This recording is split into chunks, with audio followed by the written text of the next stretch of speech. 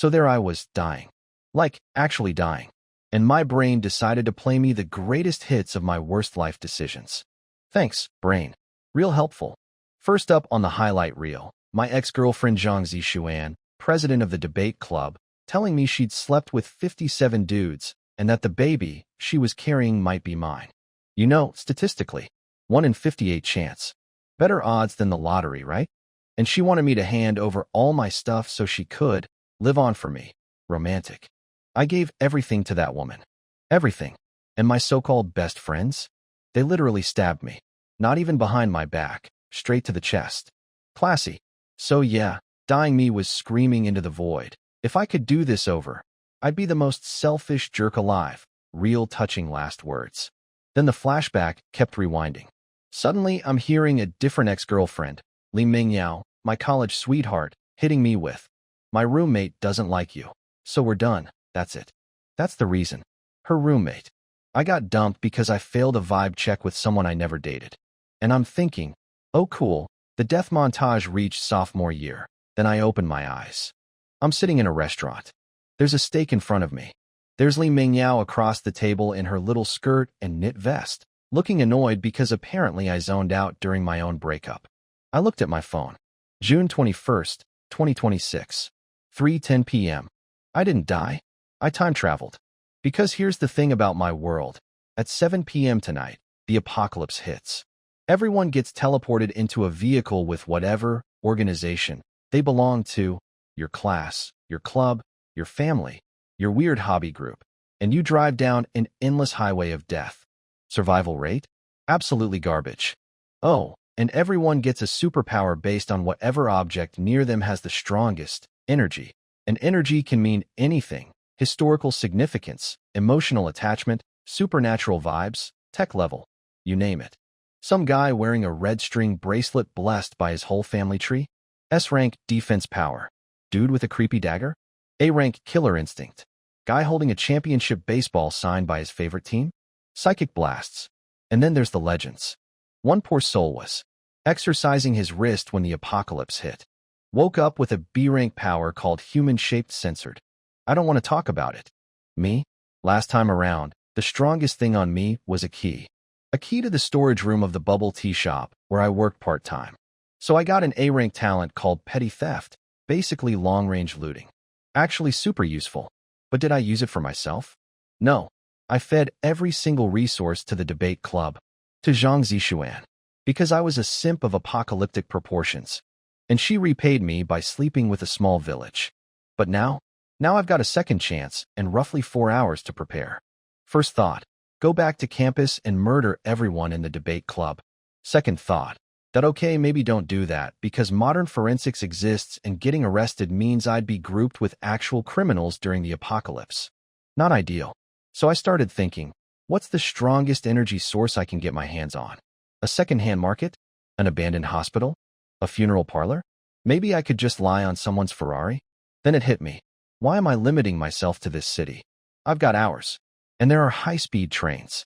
My brain went museum, ancient bronze cauldrons, art gallery, priceless relics, haunted village, cursed statues.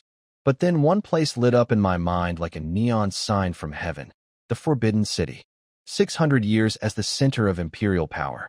24 emperors ruling from that spot. And sitting right there in the Hall of Supreme Harmony, the Golden Dragon throne itself. That chair has witnessed more power plays, betrayals, and dynasty changes than a Game of Thrones marathon. That's not legend energy. That's not ghost story energy. That's national destiny energy. If I can park my butt near that throne when the apocalypse drops, my power-up is going to be absolutely unhinged. I checked the train schedule. 2 hours from my city. It's 3:10 now, apocalypse at 7 o'clock. Math checks out. Barely. Li Mingyao was still talking. Something about me looking crazy. Girl, you have no idea. I grabbed my stuff and ran. The dragon throne is calling, and I am not going to be late. I couldn't stop grinning like a maniac. Li Mingyao was waving her hand in my face, probably thinking I'd mentally snapped from the breakup. Honestly, fair assumption. I was standing up, staring at my phone, and laughing like a serial killer who just found a coupon. She tried the whole, "you'll find someone better" speech, but I grabbed her wrist and hit her with, How long did we date? Teach 3 months. And in those 3 months, I bought you a phone, a laptop, and a gold bracelet. Correct. Her face went sour real quick. Why bring that up? You want it all back? That's so pathetic. She didn't even finish the word, pathetic, before I ripped that gold bracelet right off her wrist. Ow. Are you insane? Yeah, maybe. But I'm insane with a plan. I walked out of that restaurant without looking back. She yelled something about never crawling back to her. Sweetheart, in about 4 hours, crawling is what everyone will be doing. First stop, pawn shop. Gold bracelet? Cash. Then I sold every piece of electronics I owned. Phone, laptop, all of it. In the apocalypse, a dead phone is worth less than a rock. At least you can throw a rock at something. Total haul, 60,000 yuan. Not bad for a broke orphan. Second stop, the fanciest military outdoor gear shop in town. I went full action movie. Black tactical jacket, black cargo pants, black leather boots. 40,000 yuan. Yes, I bought the most expensive stuff they had. Why? Because when the apocalypse teleports you, the only thing from the real world you keep is the clothes on your body. So you bet I'm wearing top-shelf gear. No discount bin apocalypse for me. Thank you very much. The rest of the money went to a high-speed train ticket straight to the Forbidden City. Now here's the problem. The Hall of Supreme Harmony closes at 5 p.m. Normal visiting hours? Not happening. But who said anything about visiting normally? The clock was ticking. The streets were still full of people shopping, laughing, living their little lives. Nobody had a clue the world was about to end. The sun was shining. Traffic was flowing. Everything looked totally fine. Fools. All of them. Including past life me. I got off the train and immediately snuck into the restricted area like I'd done this 1,000 times. Which I hadn't. But desperation is a fantastic teacher. 5:50 p.m. The sky was getting dark. Weirdly dark. Unnaturally dark. Like the universe was dimming the lights before the big show. Funny. Last time around, I didn't notice this at all. I was too busy being a lovesick idiot. 6:20 p.m. The Hall of Supreme Harmony stood before me. I pushed open the doors and stepped inside. Dark. Empty. Heavy. The air itself felt like it was holding its breath. And there it was. Sitting on top of 7 stone steps like it had been waiting for me personally. The Golden Dragon Throne. Screens, bronze cranes, incense holders. All the imperial furniture just vibing in the shadows like they'd been doing for 6 centuries. I walked up those steps, turned around, and sat my broke, reborn, revenge-hungry, but right on that throne. 7 p.m. On the dot. Boom. Not an explosion, more like reality itself vibrating. A hum so deep it rattled my skeleton. Text started flooding my vision like the world's most dramatic pop-up ad. Global announcement. The road of survival has begun. All living units will be bound to their organizational group. Then MY stats showed up. Survival number, name, vehicle assignment. A dinky little minivan, by the way. Fantastic. But then came the talent scan. I felt an invisible wave sweep through my body, through the throne under me, through the entire Hall of Supreme Harmony, through the whole Forbidden City. The system started analyzing. Imperial Power Center. 9 provinces artifacts. Throne of the Emperor. Tribute of 10,000 nations. Residual aura of 24 emperors. Then it hit a wall. The readout turned into keyboard smash gibberish. Just pure garbled nonsense. Followed by analysis. Irreplaceable national destiny level energy field. Attempting to adapt. Adaptation failed. My heart almost exploded out of my chest. Failed. I risked everything to sit on this chair, and the system says I'm not worthy? But then, initiating special evolution. Generating talent. The throne erupted. Golden light poured out of it like a river of liquid sun. Purple energy, thick as syrup, came flooding from every pillar, every painted ceiling tile, every crack in the floor. 600 years of coronations, decrees, and imperial destiny slammed into that chair and then funneled straight into me. Last time I awakened to talent, it felt like a quiet fart. This time, this was a full-blown IMAX experience directed by the ghosts of 24 emperors. The text on my retinas flickered, glitched, scrambled, and finally locked in. Talent generated. Rank, SSS name, Grand Preceptor Vessel, sitting on the Dragon Throne, absorbing imperial energy, crushing and devouring all negative energy like evil spirits, curses, and resentment. Massively boosts my physical abilities and lets me actively absorb dark energy to power up my survival stats. Rank, SSS. Name, Red Phoenix. Fate seat. Because I sat on the Emperor's throne, my destiny is now tangled with imperial karma. Like the Emperor's 3,000 concubines, anyone who forms an emotional connection with me gets tagged as a Red Phoenix. Every survival reward they earn, mission loot, treasure chests, talent bonuses, all of it, gets doubled and sent back to me. Oh, and the deeper the emotional connection, the higher the multiplier. Maximum, 10,000 times. Only catch? If a Red Phoenix starts hating me, the connection breaks. 2 SSS rank talents. One turns me into a dark energy vacuum cleaner that gets stronger by eating evil. The other turns every person who likes me into an involuntary loot farm. I sat on that throne in the darkness of the most powerful building in Chinese history, and for the first time since I came back to life, I felt like laughing and crying at the same time. The bubble tea key gave me petty theft. The dragon throne gave me this. I think I made the right call.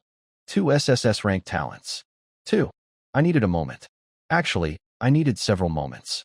In my entire previous life, the strongest person I ever met was S rank. The strongest I ever heard of was SS rank. And here I am, sitting on the most powerful chair in Chinese history, casually holding double SSS like it's a buy one get one deal at the supermarket. Let me break down what I got. First talent, Grand Perceptor Vessel. Translation: I eat evil energy for breakfast. Zombies, ghosts, cursed spirits, all the nasty stuff that kills people on the survival road. That's basically my protein shake now. The more dark energy I absorb, the stronger I get. Last life, those things were nightmares. This life, they're snacks. I pulled up my stats panel and nearly choked. Every stat for a normal adult male is 10. Last life, I was a perfect 10 across the board, and not in the sexy way. Just painfully, embarrassingly average. This time, my physical constitution was at 100. 10 times a normal man. We're not talking wins a bar fight, strong. We're talking I could kill Mike Tyson in 3 seconds. Actually, forget Tyson, that's too easy. I'm basically the Hulk now. Squishing a regular person would be like squishing a chicken. A very confused chicken. Second talent, Red Phoenix. Fate seat. This one is wild. Because I sat on the Emperor's throne, my destiny got tangled up with imperial karma. You know how emperors had 3,000 concubines? Well, now any woman who forms an emotional connection with me becomes a Red Phoenix, and every survival reward she earns, loot, treasure chests, mission bonuses, everything, gets multiplied and sent to me. Deeper connection? Higher multiplier. Maximum. 10,000 times. I basically turned feelings into a money printer. Only rule: if a Red Phoenix starts hating my guts, the connection breaks. So don't be a jerk. Simple enough. For new me, anyway. Old me would have found a way to mess that up. I was still sitting there on the dragon throne, brain buzzing like a broken power line, when whack. Something hit the back of my skull like an invisible baseball bat. Everything went dark. Turns out it wasn't personal. Every single human on Earth got knocked out at the exact same moment. Equal opportunity concussion. Very democratic. Next thing I know, clank, clank, clank. I opened my eyes to blinding sunlight and the smell of gasoline. I was sitting in a beat-up minivan with torn seats, rattling down a straight highway that cut through the most depressing landscape I'd ever seen. No trees, no buildings, just cracked dirt, dead grass, and roads stretching into forever. A few hundred meters ahead, I could see the butt of a bus, cruising at the same speed as us. Then the voices started. Where are we? I was in the library. My phone has no signal. Not even one bar. Why are you guys here? I was eating in the cafeteria, and then this creepy voice. I looked around. My stomach dropped. All classmates. From my class. Not the debate club. This time the system matched me with my class instead of my club. That means I can't immediately get my hands on Zhang Zixuan and her 57 boyfriends. Annoying. But we're all from the same college, so our vehicles can't be too far apart. I'll find them eventually. And when I do, well, let's just say I've got plans. So who's in my minivan? Let me paint you a picture. Seat 1, right next to me, Zhang Wanyue. Class monitor. The kind of pretty that makes other girls quietly angry. Wearing an oversized white t-shirt that made it look like she forgot pants, which she didn't. There were denim shorts hiding under there somewhere. I'd never really talked to her before. I'd never really talked to anyone in class before. I was too busy being Li Mingyao's personal ATM. Behind us, Zhang Zihao and Deng Yusin, the power couple. Been together since high school, got into the same college together, and posted matching couple content so aggressively that I'd muted Deng Yusin on social media months ago. He was tall and sunny-looking. She was in a JK uniform with big, sparkly eyes and the personality of a golden retriever. Back row, Li Mingyao and her bestie Wang Mingming. Li Mingyao, still in that skirt and knit vest from our breakup dinner. Still pretty. Still only interested in wallets. And Wang Mingming, the mastermind who engineered our breakup, sitting there with her innocent baby face like butter wouldn't melt. These two were clinging to each other and staring out the window, still buffering. So here's the seating chart of my Apocalypse minivan. Row 1. Hot class monitor me. Row 2. Instagram couple. Row 3. My gold-digging ex, the girl who ruined my relationship. 6 people. 1 crappy van. 0 drivers. Oh yeah, Zhang Wanyue had jumped up to check the driver's seat and found it completely empty. The van was driving itself. She freaked out. I mostly just noticed her shorts. Then the system announcement dropped. Survival Road is now active. Vehicle, minivan E923. Organization, 2025 class, Haicheng Film Academy, Performance Department, Class 3, Drama Group 7. Current stage, extremely safe. Rules, the van stops at stations. You must get off at stations. You cannot get off between stations, or you die. After the next station, passengers drive. Use your talents. No killing each other inside the vehicle. Your mission is simple: survive. Survive. Survive. 3. Survives. Very reassuring. Really sells the chill vibes. So there I was. Reborn. Jacked. Dual SSS rank.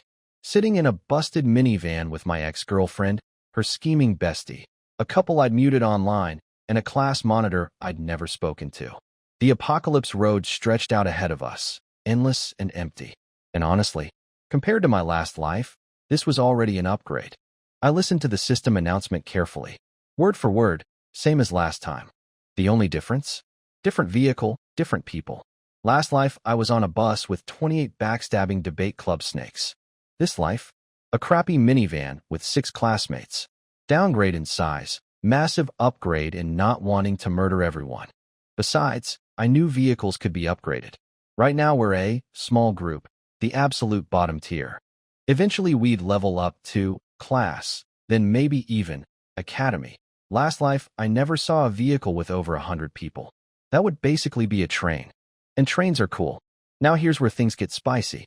My class, Performance Department, Class 3, has 24 students total. Only 5 are guys. Normally that's rough odds for survival. But for a guy who just awakened Red Phoenix Fate seat, that's not a problem. That's a buffet. Every girl who likes me becomes a loot multiplier.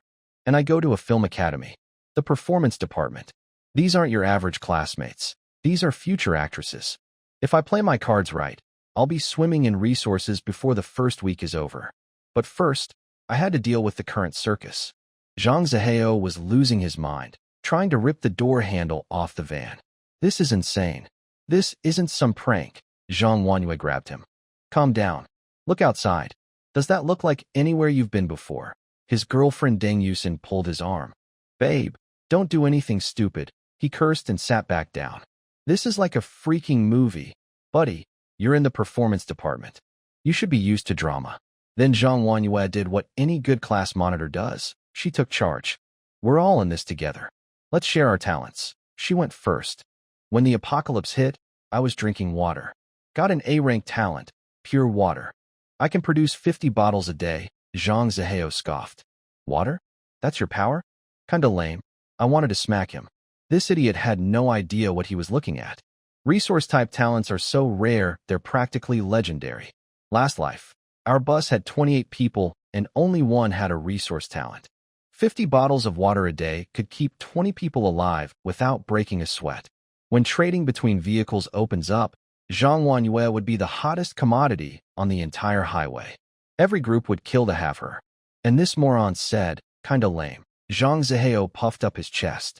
I'm also A rank. I was fishing when it happened, got big fish struggle. Boosts my strength. Deng Yusin hugged his arm like he'd just won the Olympics. Wow, you're so strong, babe, he turned red.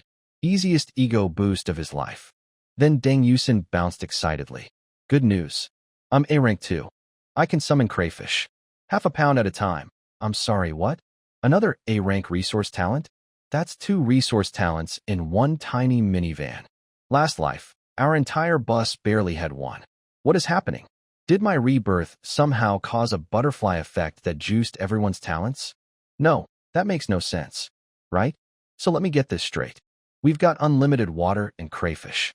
If we wanted to, we could literally just coast through the early stages doing absolutely nothing.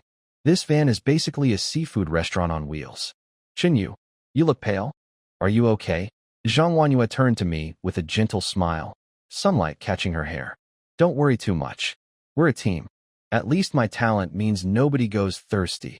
Deng Yusin flashed her little white teeth at me. I can make you crayfish too. Zhang Zihao immediately yanked his girlfriend back. Hey, your crayfish supply isn't that big. We don't even know how long this survival thing lasts. Possessive much? Relax, dude. I don't want your girlfriend or her crustaceans. The thing is, I wasn't scared.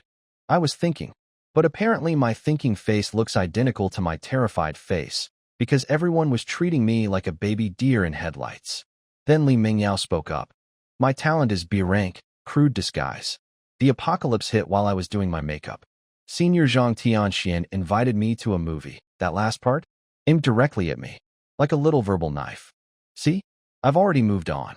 Don't even think about getting back together, girl. I literally ripped a gold bracelet off your arm and ran out of a restaurant 4 hours ago. I think the message was received. Deng Yusin blinked. Wait, aren't you and Xinyu? Li Mingyao waved her hands frantically. We broke up ages ago. Don't get the wrong idea. Wang Mingming, the breakup mastermind herself, couldn't resist piling on. You guys don't even know. He took back all the gifts he gave her. Just snatched them away. Everyone stared at me like I'd kicked a puppy. Look, in about 3 days, when food runs out and people start losing their minds, nobody is going to care about gift return etiquette. But sure, judge me now. Get it out of your systems. Zhang Wanyue cut through the gossip. Enough. Not the time. Wang Mingming. Xinyu, what are your talents? Wang Mingming looked embarrassed. Mine's D rank. Precise timekeeping. I can count time in my head without making mistakes. Silence. Beautiful, agonizing silence. Everyone suddenly felt much better about their own talents. Then it was my turn. Now, I obviously couldn't tell them about my real abilities. Dual SSS rank. Grand Preceptor Vessel. Red Phoenix Fate Seat. In a survival situation, showing your full hand is how you get murdered in your sleep. Or at least manipulated by people who smile at your face and stab your chest. Been there. Done that. Got the scar. So I kept it simple. Actually, I said, my talent is S rank. Dead silence. Zhang Zihao shook his head. Come on, man. Now's not the time to show off. It's okay if your talent sucks. You were literally shaking. Wang Mingming jumped in. Yeah. Xinyu, stop trying to act tough. Li Mingyao sighed like a disappointed teacher. You don't have to pretend you have a good talent. These people looked at me, a guy sitting calmly with perfect posture and a heartbeat of 60, and decided I was the scared one. The guy with Constitution 100 who could rip this van in half with his bare hands. The guy with 2 SSS rank talents. That guy is the one who needs comforting. I let all their little reactions sink in. The doubt, the pity, the condescension. Then I said, calmly, I wasn't scared earlier. The reason for my expression is simple. My talent lets me see the future. The van went quiet after I dropped my little bomb. Li Mingyao sighed like a tired kindergarten teacher. Xinyu, I get it. The breakup hurts, but making stuff up isn't going to help. Let's talk about something practical. Zhang Zihao snorted. See the future? Bro, you've been reading too many web novels. Deng Yusin tugged her boyfriend's sleeve. Don't be mean, Zihao. Mean? He's the one talking nonsense. Deng Yusin bit her lip. He's our classmate. Go easy on him. That little moment of kindness from Deng Yusin towards me, you could practically see a vein pop on Zhang Zihao's forehead. His girlfriend defended another guy for half a second, and his whole brain short-circuited. He grabbed her wrist and whispered something like, I'm your boyfriend. Remember who's protecting you out here. Dang Yusin's face froze. She was getting a sneak preview of what her sweet high school boyfriend looks like under pressure. Spoiler, not great. Meanwhile, Zhang Wanyue quietly tugged my sleeve. Chinyu, what can you see? Smart girl. While everyone else was busy calling me crazy, she was gathering intel. I like that. Now look, I know, I can see the future. Sounds absolutely insane. That's the point. I didn't actually have future vision. I had something better. I'd already lived through all of this. But I couldn't exactly say, hey guys, I'm a time traveler who died because his ex slept with 57 men. That's a harder sell than prophecy. Last life, I made the mistake of being honest about everything. Shared all my resources, told everyone what I knew, played the selfless hero. And what did I get? Exploited, guilt-tripped, stabbed. So this time, strategic lying. All day, every day. The beauty of my prophecy cover story is that I only need to predict a few obvious things, stuff I know will happen, and suddenly I'm the most valuable person on this van. Leadership secured, trust earned. And if I ever need to kick someone off the team or redirect resources my way, well, the prophet has spoken. I looked at them calmly. Our first stop is an abandoned residential area. Zhang Zihao fired back instantly. Are you blind? Look outside. It's nothing but wasteland. Not a single building in sight. Wang Mingming piled on, obviously. Yeah, the system hasn't even announced anything yet, and you're already making predictions? So fake. Zhang Wanyue shut them down. Enough. We'll find out soon enough, won't we? Zhang Zihao leaned back with this smug little face. Fine. The class monitor's right. But if he's lying, I'm the only real man on this van, and I won't let it slide. The only real man? Buddy, I could flick you in the forehead right now and you'd fly through the windshield. My constitution is literally 10 times yours. But sure, flex away. Wang Mingming swooned. You're so brave, Zihao. He puffed up even more and started giving a little speech about how his A-rank power would protect everyone. Very noble, very heroic. And his eyes? Drifting from Wang Mingming to Zhang Wanyue, then slowly across all 4 girls in the van. This man had a girlfriend sitting right next to him and was already mentally building a harem. In front of her, during the apocalypse. Classy. Zhang Wanyue turned back to me. Chinyu, are you sure? I just stared out the window. We're almost there. See, here's what I knew from my past life. Every single vehicle's first stop is always an abandoned neighborhood. Always. It's like a tutorial level. Low danger, just some basic zombies at night. The kind even a normal adult could kill if they stayed calm. The whole point is to give everyone time to scavenge supplies for the road ahead. The only real danger? Other vehicles' passengers. Not every group plays nice. Almost where? Zhang Zihao crossed his arms. Your fantasy land? Then Deng Yusin, who'd been quietly staring out the window, gasped. Guys, is that something up ahead? Everyone rushed to the glass. There, at the end of the highway, shapes. Low, blocky outlines getting bigger by the second. Crumbling walls. Broken windows. Rusty balcony railings. An abandoned housing complex. Exactly what I said. The van went dead silent. Wang Mingming's jaw dropped. He actually has a prophecy talent. Li Mingyao swallowed hard, looking at me like I'd grown a second head. Zhang Zihao sat bolt upright, pupils shrinking. No way. I'm A rank, and I can't do anything like that. How does he? Deng Yusin squealed. It's exactly what he said.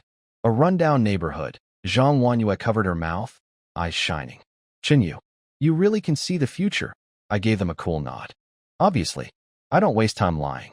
Get ready to move. The system chimed in right on cue. Arrived. Abandoned Residential Zone 7. Status. Temporarily safe. Time limit. 43,200 seconds. That's 12 hours. Mission. Collect supplies. Free exploration. No limits on who gets off. Backpack space unlocked. 30 shared slots. 10 personal slots. 100 items per slot. The van creaked to a stop. Doors slid open. A wave of musty, rotten air punched us all in the face. Outside, a cluster of ugly gray 6-story apartment buildings. Most windows shattered. Balconies piled with mysterious junk. Under the dim, heavy sky, the whole place screamed, something will eat you here. Zhang Zihao jumped out first, trying to look brave. 12 hours? So we're spending the night in this dump. Deng Yusin stuck to his arm like a koala. Li Mengyao and Wang Mengmeng exchanged nervous looks and climbed out reluctantly. Zhang Wanyue was last to stand. She looked back at me, still sitting comfortably in my seat. "You're not coming?" "Oh, I was coming.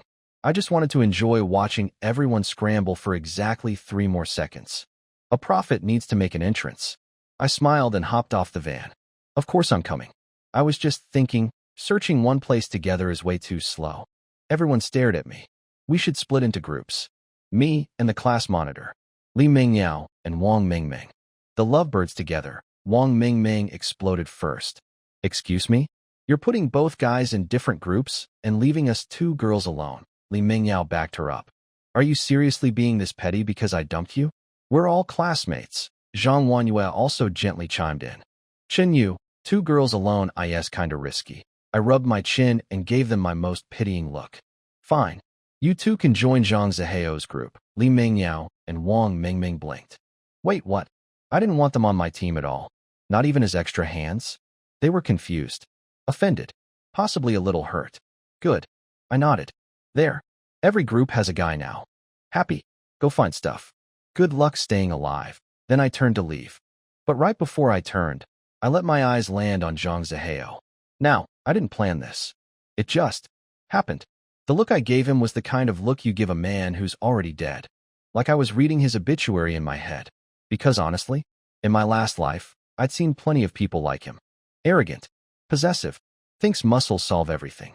Those guys don't last long on the survival road. Zhang Zihao caught the look and lost it. "What the hell was that look, Chinyu?"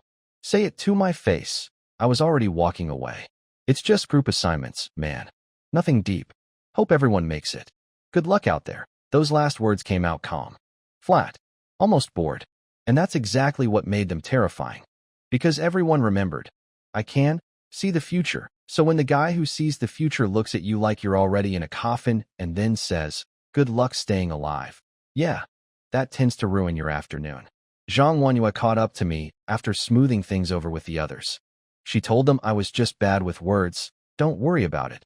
She talked to me about being less creepy. Good cover. I appreciated that. Behind us, I could practically hear the meltdown happening. Wang Mengmeng spat on the ground. "He's just trying to scare us. Don't fall for it." "Mengyao." Li Mengyao nodded, but her eyes said otherwise. Zhang Zihao took a deep breath, forced himself to look tough, and declared, "Let's go find supplies." He marched forward like a general leading troops into battle, and then realized nobody was following him. All 3 girls, including his own girlfriend, were standing still, staring in the direction I'd walked. His face went dark. "What the hell?" Li Mengyao bit her lip. "Maybe we should go ask Chinyu. He seems to actually know something." Wang Mengmeng was trying to look unbothered, but her eyes were screaming panic. "And Deng Yusin?" She stepped forward and grabbed Zhang Zihao's arm. "Babe, let's just follow Chunyu's direction. Not because I don't trust you, but going the same way is better than wandering blind, right? He's our classmate. He wouldn't let us die." Zhang Zihao ripped his arm away. "So you think I'm going to die? You'd rather trust some other guy over your own boyfriend?" Deng Yusin couldn't answer. But here's the thing she was thinking, and I know this because everyone in our van is a performance major. We literally study acting for a living. We know what real emotion looks like and what fake emotion looks like. And that look I gave Zhang Zihao, that wasn't acting. Everyone knew it. I have 0 acting skills. Always have. I'm the worst performer in the entire class. Which means that look of absolute certainty, that "you're already dead" stare, was genuine. And that scared them more than any zombie could. Meanwhile, I was having a lovely stroll through the abandoned neighborhood. Cracked concrete roads, dead trees, silent apartment buildings, clotheslines with no clothes, children's drawings on walls with no children, half-dead plants in pots on windowsills. Everything looked so real. The slippers by a doorstep, the faded curtains, but it couldn't be real. 2 lives in, and I still didn't understand what these stations actually were.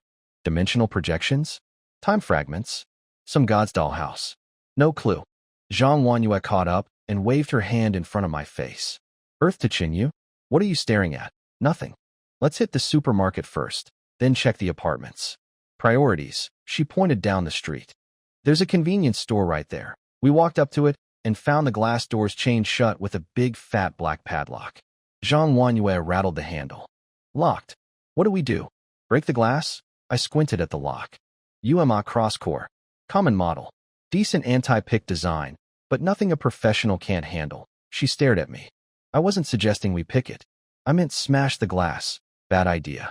The station says temporarily safe, but noise attracts things. Things we don't want to meet yet. She thought about it. Okay, fair point. But we don't have a professional lock picker. Actually, I held out my hand. Palm up. We do. Give me your hair clip. She froze. Her hand drifted to her hair. You know how to pick locks? I didn't explain. Just kept my hand out and waited. She hesitantly pulled out a flat hair clip and placed it in my palm. It was still warm. Smelled faintly like shampoo. I snapped it in half. Pocketed one piece. Bent a tiny hook into the other. Smooth. Fast. No hesitation. Like I'd done this 10,000 times. Because I basically had. In my previous life, every station had locked doors. After a few dozen stops, everyone learned to pick locks. It was survival school's most popular elective. Right after How Not to Get Eaten and Advanced Running Away. I crouched down, slid the hook into the keyhole, and 10 seconds later, click. The padlock popped open. Zhang Wanyue was staring at me like I'd just performed a magic trick. Which, honestly, I kind of did. Picking a padlock with a hair clip isn't exactly normal behavior for a college sophomore. How do you know how to do that? She asked. I pocketed the hair clip pieces. Picked it up from someone vague. Perfect. Moving on. Then she squinted at me. Wait, is that why you wanted me on your team? For my hair clip? I pushed the door open and glanced back. That's one reason. But the main reason is that out of everyone on that van, you're my favorite. Her entire face turned the color of a tomato. Ears too. Full vegetable mode. Now, did I mean that romantically?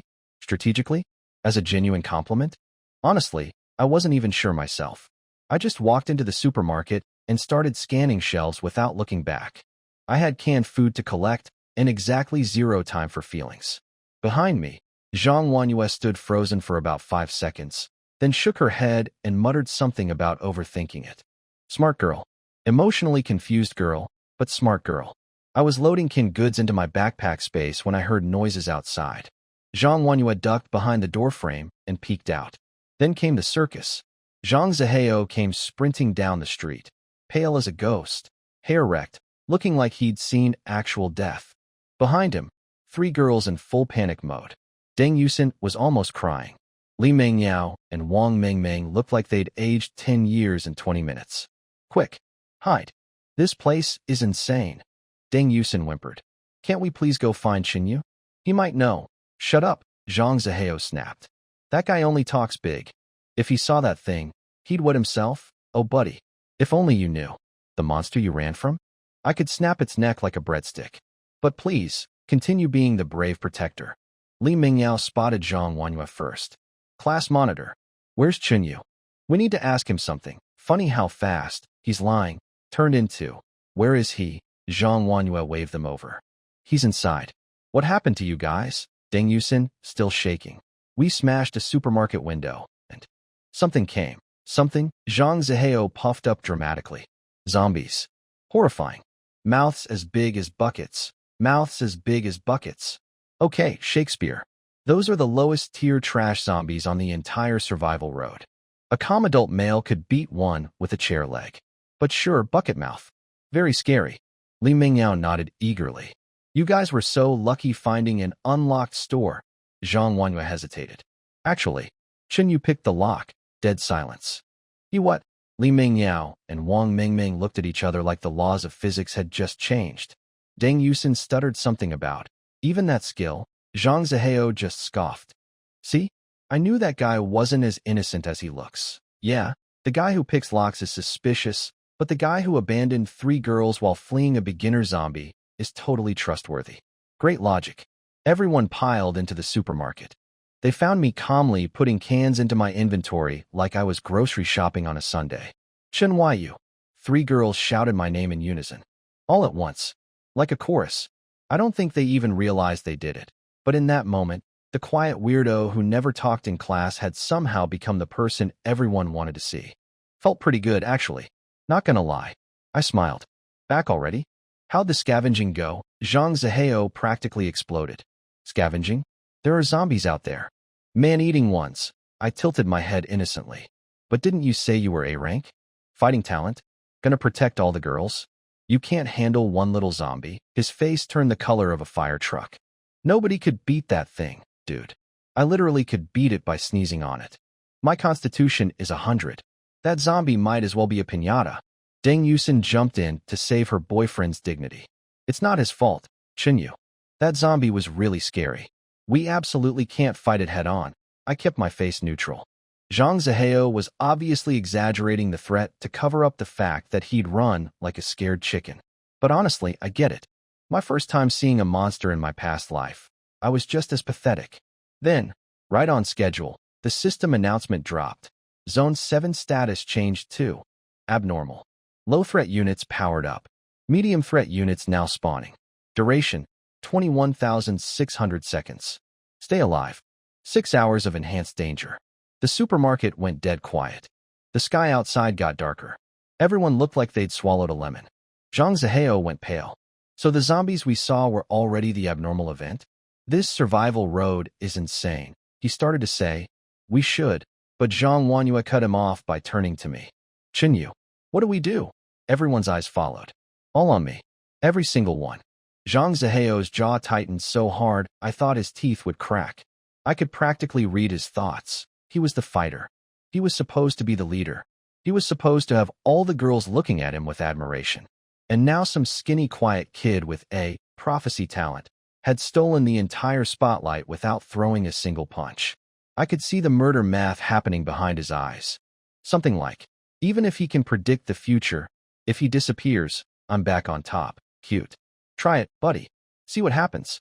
I calmly took charge. Nobody leaves the supermarket. Push every shelf, every counter, every heavy object against the doors and windows. Barricade everything. The girls jumped into action immediately. No questions. Zhang Zihao grumbled. Sure, whatever the prophet says. Just stop playing your little mind games. Chinyu. I smiled and said nothing. Mind games. Me? I'm the most straightforward person in this van. I just happen to know everything that's going to happen. Once the barricades were up, I organized the supplies. Okay. Everyone listen up. The shared backpack has 30 slots. I'll manage those for the team. For your personal 10 slots. Here's what you're packing. I pointed at Zhang Wanyue. 1 slot chocolate, 1 slot canned meat, 1 slot bandages, 1 slot women's clothing. Rest is flexible, but leave 3 slots empty. I pointed at the other 3 girls. Each of you. 1 slot dry rations, 1 slot water, 1 slot metal tools, 1 slot disinfectant tablets, 1 slot daily supplies. Leave 2 slots empty. Then I looked at Zhang Zihao. You. I waved my hand dismissively. Whatever. Do what you want. The pause before, whatever, was maybe half a second. But it was the most devastating half second of Zhang Zihao's life. Every girl got detailed, thoughtful instructions. Personalized survival kits. Careful planning. And him? Whatever. His face cycled through confusion, realization, and volcanic rage in about 2 seconds flat. Beautiful. Chinyu. What the hell does whatever mean? Zhang Zihao was fully losing it. Veins popping, face red, the whole package. You gave all 4 girls detailed instructions. Chocolate here, bandages there, leave 3 slots empty. And for me? Whatever. You're targeting me. He was screaming about how I was trying to make everyone think his supplies didn't matter because he was going to die anyway.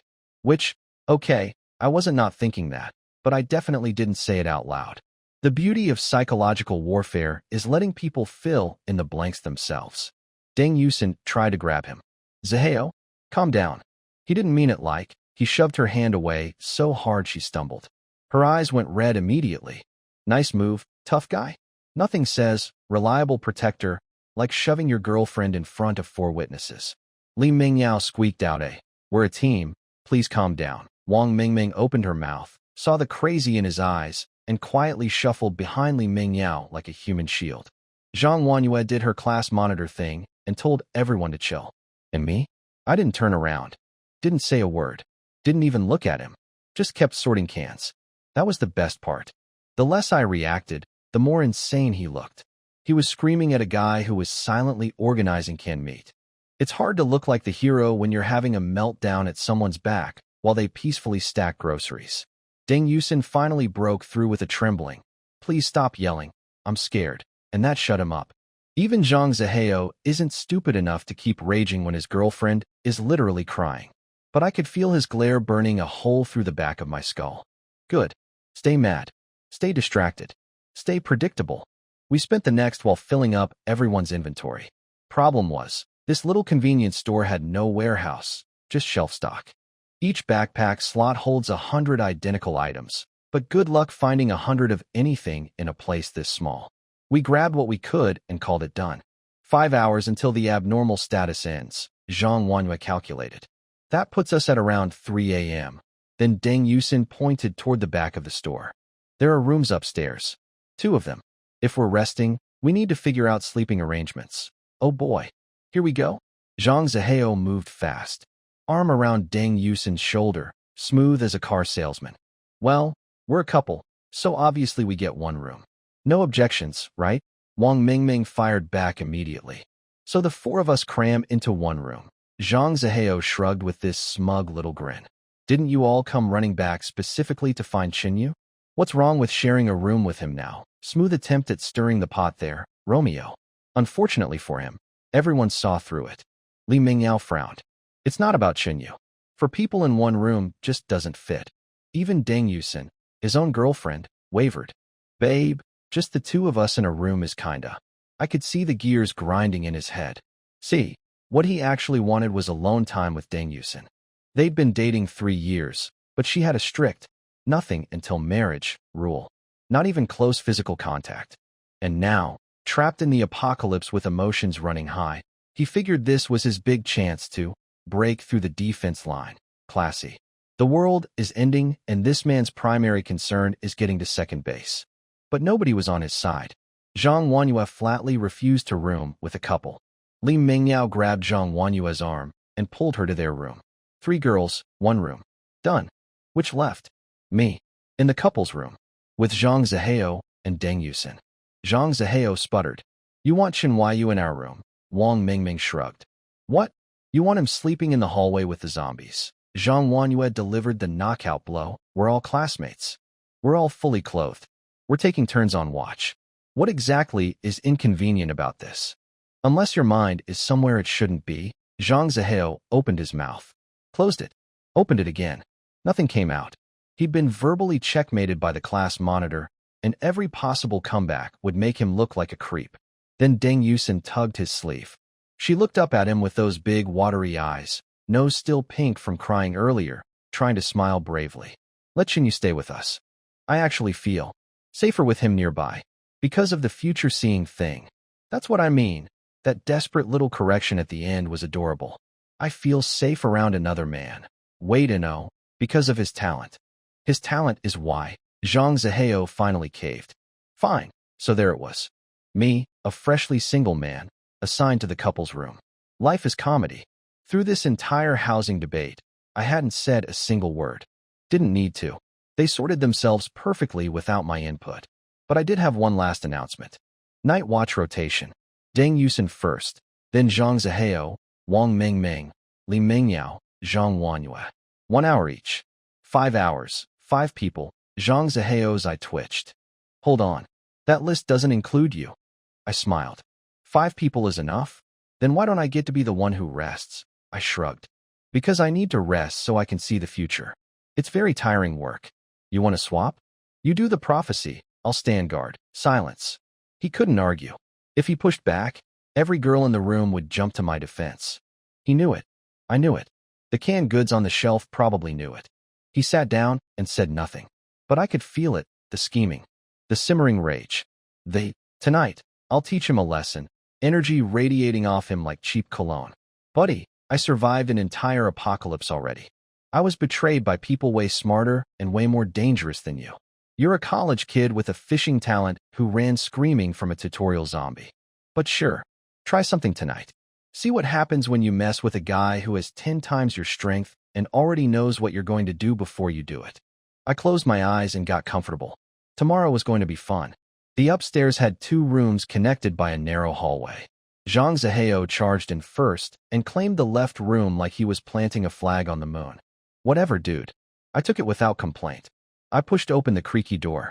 Not bad, double bed, nightstand with a dead alarm clock, and miracle of miracles, a private bathroom. No water or electricity, but hey, walls and a door. In the apocalypse, that's basically a five-star hotel. Zhang Zihao took Deng Yusin downstairs for her guard shift, which left me alone with an entire double bed. Luxury. But I wasn't sleeping yet. I had homework. My second SSS talent, Red Phoenix Fate Seat, still hadn't tagged a single person. 0 Red Phoenixes. The girls had started relying on me after my prophecy stunt, sure, but that hadn't triggered any connection. So what counted as a real, emotional connection? Was it not about feelings at all? Was it something else? Only one way to find out. Test everything. I closed my eyes and waited. Downstairs, the night dragged on. Deng Yusin survived her hour of guard duty in a state of maximum terror, jumping at every tiny sound. Zhang Zihao slept through her shift like a log, snoring and everything. Supportive boyfriend of the year. When she woke him for his turn, the poor girl was so exhausted she couldn't fall asleep despite being dead tired. She'd been awake for nearly 20 hours straight, running on pure adrenaline and fear. She curled up next to some cardboard boxes, eyes closed, body twitching every few seconds. Zhang Zihao watched her struggling and sighed. Just stay up one more hour with me, babe, then we'll go sleep upstairs. She nodded obediently, but her head kept drooping like a flower in a windstorm. Then Zhang Wanyue came downstairs, couldn't sleep either, and saw the state Deng Yusin was in. She pointed at the ceiling. Girl, go sleep in the bed. There's an actual mattress up there. Why are you torturing yourself next to cardboard? Deng Yusin blinked groggily. But Zihao, I'm fine down here, Zhang Zihao said. He wanted her to rest properly. But then he remembered who was currently the sole occupant of that bedroom. Me. His face did the thing where 6 emotions happen in 2 seconds. He turned to Zhang Wanyue. Class monitor, maybe you could take over and I'll go up with her. But Deng Yusin was already stumbling to her feet. No. Let's follow the schedule. I'll just nap for a bit. I'll wait for you up there. She was so tired she could barely walk straight. Zhang Zihao watched her wobble toward the stairs, punched the floor once out of frustration, and let her go. Now, here's where things get interesting. I was lying in bed, minding my own business, when the door creaked open. A slim figure stumbled in. Shoes kicked off, eyes basically closed. Mumbling, Zihao, in a half-asleep daze. It was Deng Yusin, and she had completely forgotten I existed in this room. In her zombie-tired brain, this was her room, that was her bed, and the warm body in it was obviously her boyfriend. Simple math. Wrong answer. She pulled back the blanket and crawled in. And then she snuggled right into me. Let me be clear about the physics here. Small bed, dark room, exhausted girl in a JK uniform operating on pure muscle memory, seeking warmth. And me, a 20-year-old man who is very much not her boyfriend, very much not asleep, and very much experiencing a very natural biological response to this situation. She shifted in her sleep, making things more awkward. Then shifted again, making things astronomically more awkward. And that's when my talent decided to activate. Red Phoenix identified. Deng Yusin Phoenix number. 1 connection type. Subconscious safety entrustment connection depth. Level 1 active multiplier. 10x her talent. A-rank crayfish summoning. 0.5 kilograms per use. Your return. 5 kilograms fresh crayfish per summon. I stared at the floating text in the darkness, brain doing rapid calculations. So that's how it works. The connection isn't about romance or love or dating. It's about her subconscious trusting me with her safety. Deep down, underneath the boyfriend loyalty and the social awkwardness, some primitive part of Deng Yusin's brain had already decided. This is the person who keeps me alive. And that was enough. Level 1 connection. 10 times multiplier. Every time she summons half a kilo of crayfish, I get 5 kilos. 5. That's 11 pounds of crayfish appearing out of thin air for me. In my previous life, I was scrounging for scraps and considered a bite of meat a luxury. Now I've got an all-you-can-eat seafood buffet powered by someone else's talent. This isn't survival anymore. This is a restaurant. And the path forward was crystal clear. The connection type said, subconscious safety entrustment. Meaning, the more she sees Zhang Zihao as unreliable and me as the person keeping her alive, the deeper the connection grows. The deeper it grows, the higher the multiplier. Maximum, 10,000 times. At 10,000 times, every half-kilo summon would give me 5,000 kilos of crayfish. That's 5 metric tons. I could open a franchise. Step 1 was already done. She was literally sleeping in my arms. Step 2 would be psychological. Slowly, naturally, let Zhang Zihao keep disappointing her. Let her realize, piece by piece, who the real protector on this van was. Not through force or manipulation, just by being competent while he keeps fumbling. The man was doing most of my work for me, honestly. Every time he yelled at her, shoved her hand away, or prioritized his ego over her safety, he was basically gift-wrapping her trust and handing it to me with a bow. She mumbled something in her sleep and pressed closer. My first red phoenix, obtained through the power of a warm blanket and one man's inability to be a decent boyfriend. I stared at the ceiling in the dark, doing mental math on crayfish logistics, while my classmate's girlfriend unconsciously cuddled me like a body pillow. Survival road, everybody. It's going great. So, first red phoenix acquired. Time to figure out how deep this rabbit hole goes. Deng Yusin was asleep in my arms, and my brain was in full scientist mode. The system said, emotional connection triggers the bond. But what kind of connection? Subconscious trust got me level 1 at 10 times multiplier. Could I push it further? Only one way to find out. I started testing boundaries. Let's just say I was not a gentleman about it.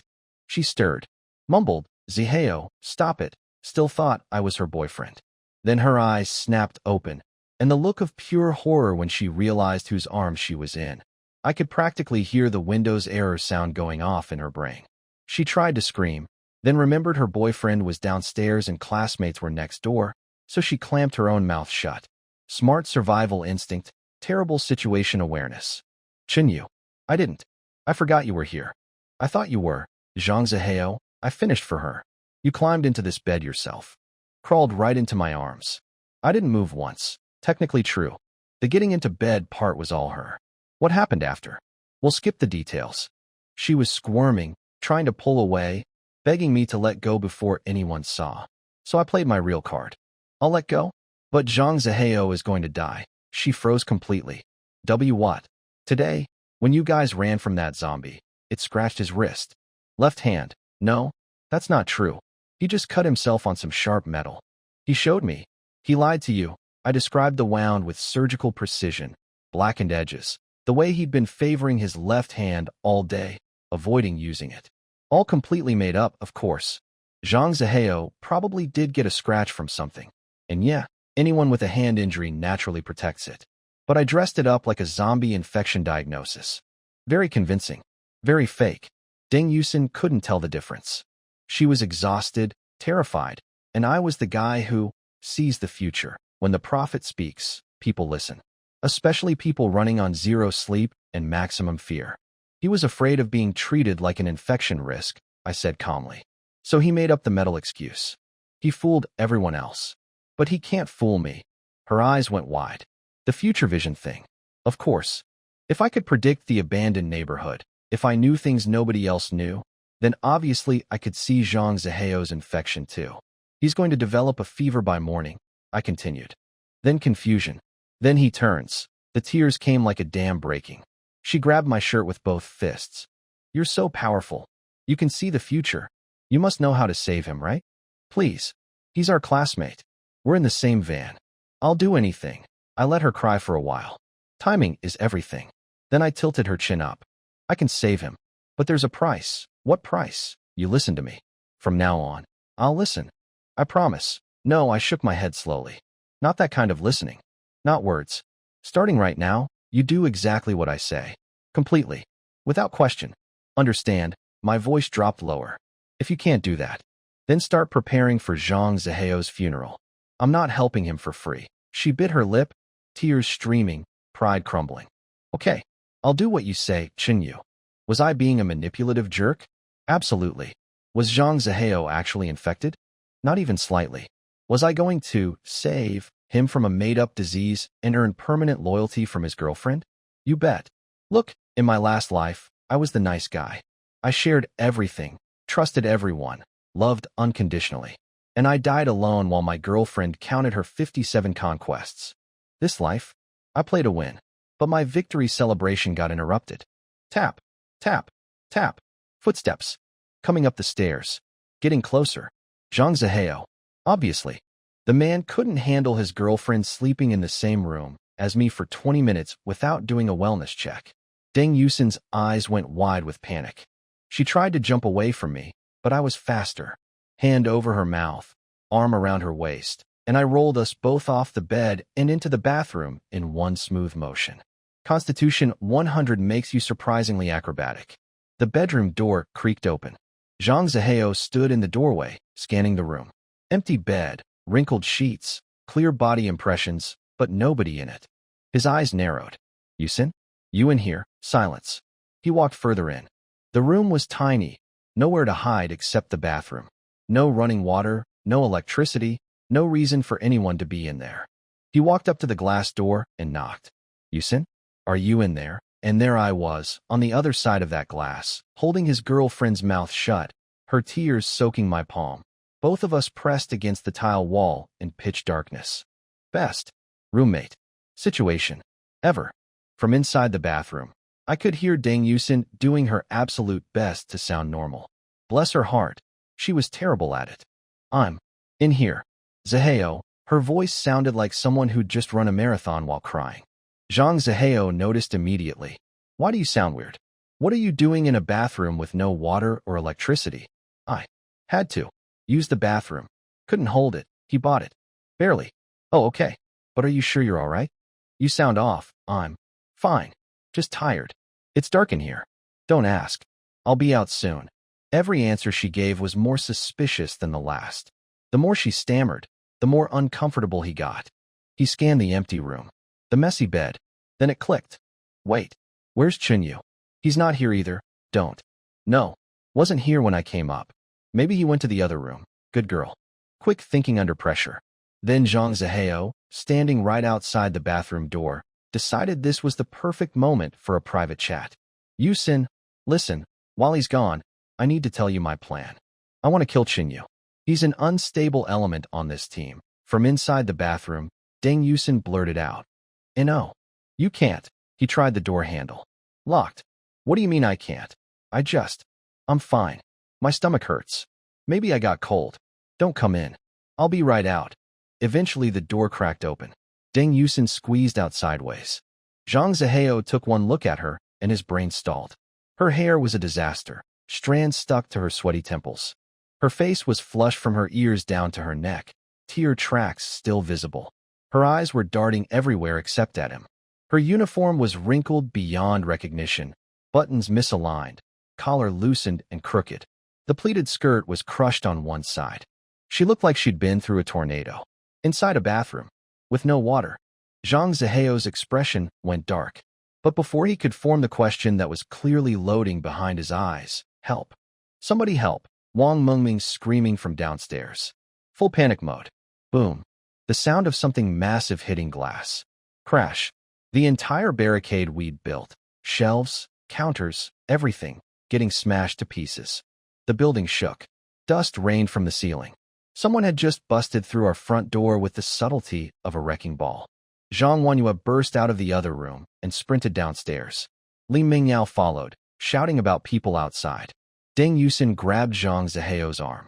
He grabbed her back. Whatever questions were forming in his head got shoved aside by survival instinct. Before running down, he glanced one last time at the dark bathroom. Nothing there. Just shadows. I leaned against the back wall of that bathroom, shaking my head. Terrible timing, but honestly, mission accomplished. My little scheme with Deng Yusin had worked beautifully. I'd used Zhang Zihao's scratch, a completely normal wound that I'd repackaged as a zombie infection, to convince her that her boyfriend was dying. And the only cure? Total obedience to me. She swallowed every word because I'm the prophet, and prophets don't lie. Except this one. This one lies constantly. The system updated her status. Red Phoenix. Deng Yusin connection type. Subconscious safety trust physical bond connection depth. Level 10 multiplier. 100x crayfish return. 50 kilograms per summon level 10. 100 times multiplier.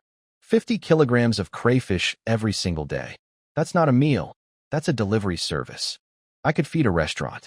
I could open a crayfish franchise chain in the apocalypse. Chun Yu's end-of-the-world seafood shack, freshness guaranteed, questions not welcome. But the party downstairs needed attending. I made my way down to find our supermarket absolutely wrecked. The glass door we'd so carefully barricaded, shattered across the floor like confetti. And standing in the dust cloud, like the final boss of a gym commercial, were 6 men. Big men. Very big men. The leader was a bald giant, 6'3" easy, casually holding a fire hammer, like it was a TV remote. Behind him, 5 more walls of muscle, all in their 20s and 30s. We're personal trainers from Bailong Fitness Club, the bald guy announced. Name's Gao Jinsong. Wang Mingming, bless her survival instincts, immediately tried to network. Oh, Bailong Fitness. That's in Jiangnan City. We're from Haiqing Film Academy. My friend has a membership there. Gao Jinsong cut her off with a grin that had zero warmth in it. Well, boys. Film Academy girls. No wonder they're all so pretty. His 5 buddies lit up like Christmas trees. And yeah, Zhang Wanyue, Deng Yusin, Li Mingyao, Wang Mingming. All 4 of them were genuinely beautiful. Film school's performance department, remember? On a normal day, that's a blessing. In a lawless apocalypse wasteland with 6 muscle-bound strangers holding weapons? Not so much. Gao Jinsong tapped his hammer against his palm. So what's it gonna be, ladies? Walk over here nice and easy and let the big boys keep you safe? Or do we have to come get you ourselves? 6 gym trainers versus 1 scrawny college boyfriend and 4 terrified girls. And me? I was still upstairs, listening to everything, cracking my knuckles. Constitution, 100. Strength, 10 times a normal man. Talent, literally absorbs evil energy to get stronger. Those gym boys picked the wrong supermarket. I was still upstairs when the show started. Zhang Zihao finally found his spine. Terrible timing, but credit where it's due. He grabbed an iron pipe, stepped forward, and screamed at 6 professional bodybuilders to get out of our supermarket. This is our place. Our stuff. I'm A rank. Get out, or I'll make you, brave? Sure. Smart? Absolutely not. The bald leader, Gao Jinsong, just chuckled like someone watching a kitten hiss at a truck. Kid, let me teach you something. In this world, stuff belongs to whoever takes it. Zhang Zihao charged anyway. Full speed. Iron pipes swinging at the guy's skull with everything he had. Here's the problem. Gao Jinsong had awakened his talent while holding a custom trophy in a locker room. A rank. Iron wall. Massively boosted damage resistance plus stun reflection on blunt weapons. So when that pipe connected with his raised arm, clang. Zhang Zihao's hands went numb. The shock traveled up his arms like electricity. He stumbled backward. The pipe barely scratched the guy. And while he was staggering, a skinny dude on the side launched glass shards like throwing stars. 2 hits, stomach and left arm. Blood everywhere. Zhang Zihao went down screaming. Deng Yusin tried to run to him. Wang Mingming held her back. Zhang Wanyue gripped a pipe, but knew she couldn't fight. Li Mingyao collapsed on the floor, paralyzed by the blood. Gao Jinsong stepped over Zhang Zihao like he was a speed bump. That's your A rank? Pathetic. Then he looked down at Zhang Zihao and gave him an order. You, loser, take these ropes. Tie your female classmates' hands behind their backs. Nice and tight. Zhang Zihao, if I do it. Can I live? Gao Jinsong laughed. Of course. Good boy. And Zhang Zihao, the guy who'd spent all night pounding his chest about being the team's protector, picked up the ropes. He started with Deng Yusin, his own girlfriend, hands shaking so bad the knots came out crooked. She didn't resist, just cried silently, staring at him with an expression that could break glass. Then he moved to Zhang Wanyue. And here's where things got really ugly. Zhang Wanyue, even with her hands about to be tied, was still thinking. She whispered to him rapid fire. Listen, in a few seconds, I'll rush the door and distract them. You grab the girls and run through the window. She was offering to sacrifice herself so everyone else could escape. Zhang Zihao's brain did the math, but not the math she expected. What he calculated was, if her plan works and the girls escape, then everyone will know he was the coward who tied up his classmates.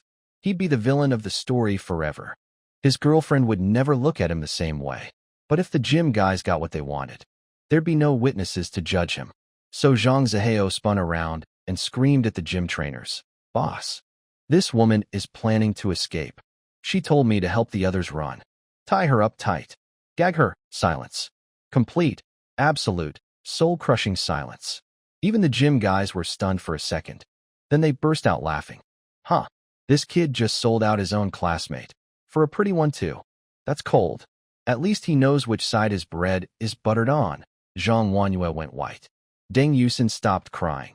Not because she felt better, but because her brain physically could not process what she'd just witnessed. The boyfriend she'd loved for 3 years just gift-wrapped her and all her friends to a pack of wolves, and then asked for a pat on the head.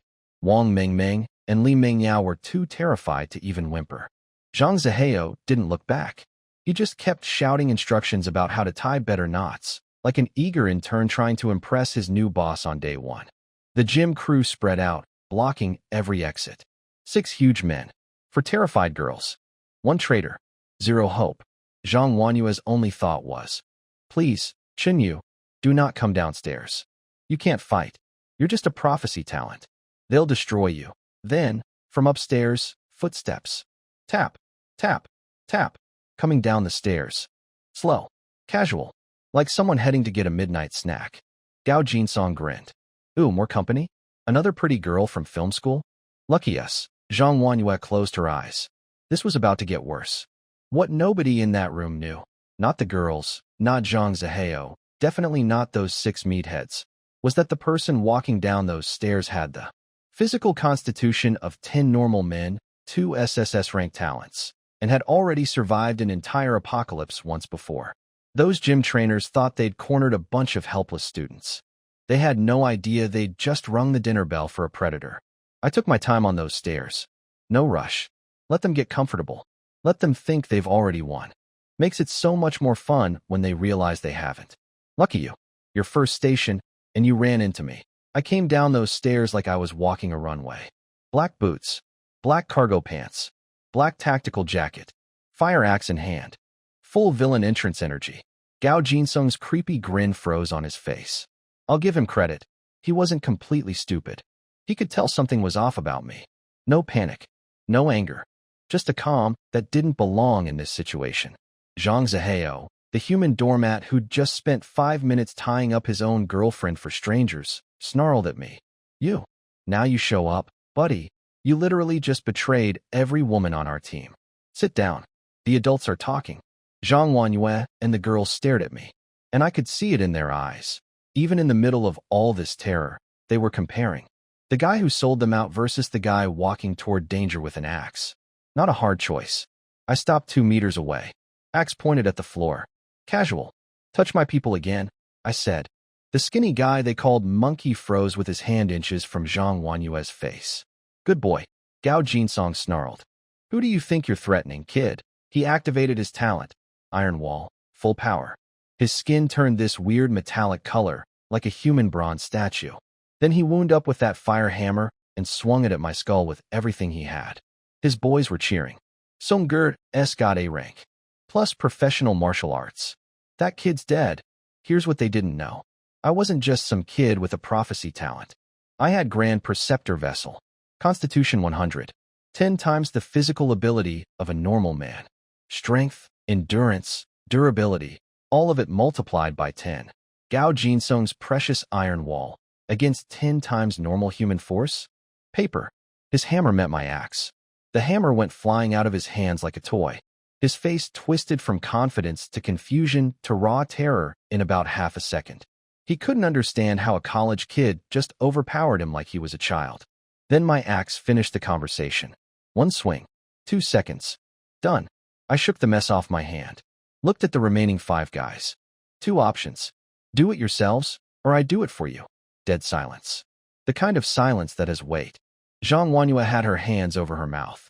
Li Mingyao and Wang Mingming were frozen solid. First time seeing someone die.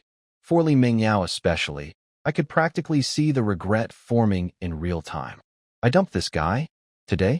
The guy who just turned a professional fighter into modern art with a fire axe? All because Wang Mingming told me to. Deng Yusin was the most complicated. She just watched her boyfriend tie her up and hand her to predators. Then she watched me walk downstairs alone and delete the biggest thread in the room in 2 seconds flat. The contrast was so brutal it should have come with a content warning. But there were still 5 more meatheads, and they decided to rush me all at once. One had B-rank heavy strike from a baseball bat. Another had B-rank sprint start from a whistle necklace. The other 3 had garbage talents, but years of gym muscle. Then something beautiful happened. The girls fought back. Zhang Wanhua jumped to my side first. "I'll cover you." Deng Yusin grabbed a weapon. "Me too." Even Li Mingyao and Wang Mingming picked up stuff from the shelves and formed up around me. They couldn't fight worth anything, but they were trying to protect me from getting surrounded. Meanwhile, Zhang Zihao, the team's official combat talent, stood in the corner muttering about dreams. The girls with D-rank and B-rank non-combat talents had more guts than the A-rank fighter. Let that sink in. Not that I needed protection, but it was sweet. Crack. Axe through bone. Crack. Another one. Crack. And another. 5 gym trainers. 5 attempts at rushing me. 5 identical results. My axe didn't discriminate. Everyone got equal treatment. When the last body dropped, I stood in the middle of the carnage, barely breathing hard. And that's when I felt it. My talent, Grand Preceptor Vessel, quietly drinking in the negative energy around me. The death, the violence, the lingering malice. It was absorbing all of it like a sponge. I checked my stats panel and nearly laughed. A new line had appeared at the bottom. Free attribute points. One killing these guys gave me a stat point. Normal survivors have to complete missions and open rare treasure chests to get these. I just got one from a 6-man gym membership cancellation. 1 point equals 1/10 of an adult's capability in any stat. Doesn't sound like much, but on the survival road, every fraction matters. And if killing enemies keeps giving me points, my growth potential is basically infinite. I dropped the point into charisma. Went from 10 to 11. Why charisma? Because my Red Phoenix talent runs on emotional connections, and emotional connections need a little charm as a door opener. Can't seduce the apocalypse on a 10. Need at least an 11 to start. Behind me, Zhang Zihao was shaking his head, slapping his own face, mumbling, "This is a dream. Has to be a dream. He can see the future and he fights like that? Impossible. I'm dreaming. Wake up. Wake up." He pinched himself, slapped himself, looked around at 6 dead bodybuilders on the floor. "Still not a dream, buddy. Welcome to MY Survival Road." I walked up to Zhang Zihao with the axe. Nice and slow. Let every footstep echo. "Your turn to choose, Zhang." Z. How? The man's brain hit the factory reset button. All that tough guy energy. All that. I'm the real man on this team. Swagger. Gone like smoke. Replaced by snot, tears, and the fastest kowtow routine in recorded history. His forehead was hammering the concrete like he was trying to dig a tunnel with his skull. "Chin bro. I was wrong. I'm not human. I'm trash. I'm an animal. Spare me. I'll be your dog. You tell me who to bite, and I bite. I'll give you everything. I'll give you." He literally offered me his girlfriend. Out loud. In front of her. Deng Yusin flinched like she'd been slapped. Whatever microscopic thread of affection she still had for this man. It snapped right then. Gone. Vaporized. But then, because she's fundamentally a decent person, her eyes softened. She looked at me with tears rolling down her cheeks. "Chinyu, you promised me you'd save him. Please, don't kill him." I scanned the room. Zhang Wanhua, Li Mingyao, Wang Mingming. None of them were begging for his life, but none of them were screaming for blood either. They just stood there, uncomfortable, uncertain. And that told me everything. These girls hadn't been broken in yet. They still thought mercy was free. They still believed in second chances. They hadn't learned the fundamental rule of the survival road. If someone betrays you once, they will do it again. You don't give snakes a second chance to bite. In my previous life, anyone who betrayed me got erased. Them and everyone close to them. No exceptions. No mercy. Because mercy gets you killed. But I couldn't teach them that lesson today. Not yet. Push too hard, too fast, and they'd turn on me. I needed them loyal first, then hardened. So I smiled. Sure. Since everyone's asking so nicely, I won't kill him. He's A rank after all. We're all classmates, right? Zhang Zihao's head shot up. Pure joy. Really? Chin bro, you're my savior. I'll never. I rolled up my sleeve. His babbling slowed. His eyes tracked my hand getting bigger and bigger in his field of vision. Slap. One backhand. His whole body spun midair like a helicopter blade and crashed to the floor. Lights out. Unconscious before he landed. Clean knockout. The girls stared. Mouths open. No words. I shook the blood drops off my hand. Tie him up. Also, grab the weapons from those dead guys. Keep the blunt stuff for yourselves. The knife goes to me. Knives are rare on day one. This whole supermarket only had scissors and box cutters. But one of those gym idiots had a short blade. Lucky find for them. Unlucky that they found me first. 2 hours later. Deep into the night. The only light was a single candle flickering in the upstairs room. Zhang Zihao woke up tied to a chair, face throbbing. What? Chen Yu said he wouldn't kill me. He called out for Deng Yusin. No answer. His heart sank. Then he heard sounds from the bathroom. His girlfriend's voice. Strained. Breathless. Yusin? Is that you? Are you okay in there? A long pause. Then, it's me, Zihao. What happened? Did Chen Yu take his anger out on you? No, he's really strong. Zhang Zihao froze. Nobody asked if he was strong. What kind of answer was that? His mind started racing to conclusions he desperately didn't want to reach. He asked more questions. Got worse answers. Every stammered half-reply was a knife twisting deeper. He wanted to break free. Storm in there. Find out the truth. But he was tied to a chair, and the man on the other side of that door could split a bodybuilder in half with one swing. What exactly was he going to do? So he sat there, telling himself fairy tales. She's probably just sleeping in there. Bathrooms can be warm. Very normal. Very reasonable. Then the door opened. Deng Yusin walked out looking like she'd been through a storm. And right behind her, me, looking quite content. I glanced at Zhang Zihao, then casually put my hand on Deng Yusin's shoulder. Oh, you're awake. He stared at my hand on her shoulder. His brain was screaming. But his mouth? His mouth produced a smile. A broken, pathetic, survival mode smile. Huh. Haha. Hey, Chin bro, why am I tied up? I lit something that passed for a cigarette in this world and sat on the bed. I'm heading out to scout the area. There's only girls here while I'm gone. And you, a few hours ago, sold out your own teammates to save yourself. A-rank combat talent, tied to a chair. Everyone sleeps better this way. Fair, he nodded frantically. Fair. Totally fair. Makes perfect sense, Chin bro. I stood up, grabbed my axe, and headed for the door. Behind me, Zhang Zihao sat in the dark, tied to a chair, replaying every sound he'd heard through that bathroom door, wondering which version of reality would hurt less. Zhang Zihao nodded like a bobblehead on a dashboard. You're right, Chin bro. Tie me up. Smart thinking. Very necessary. Great not work. He was agreeing with literally everything.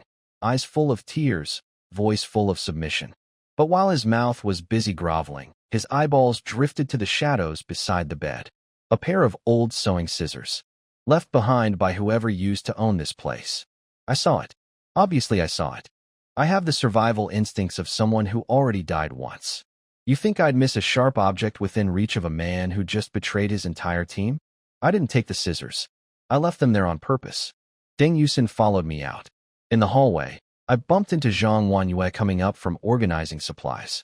You're going out? It might not be safe. Someone has to check the area, I said, walking past her. But I didn't go downstairs.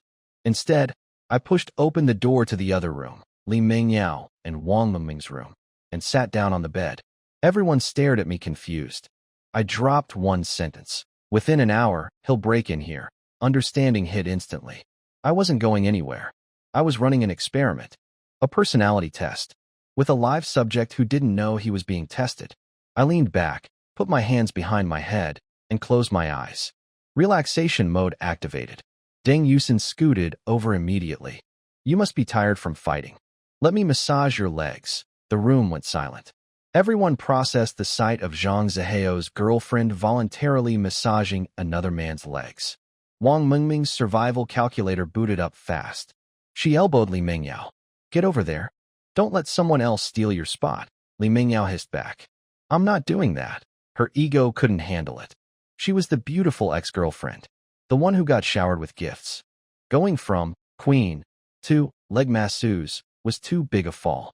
Wang Mingming waited 3 seconds, saw Li Mingyao wasn't moving, and thought, fine, I'll do it myself. She put on her sweetest baby face, bounced over to the bed, and chirped, You, bro, Yusin's got one leg, I'll take the other.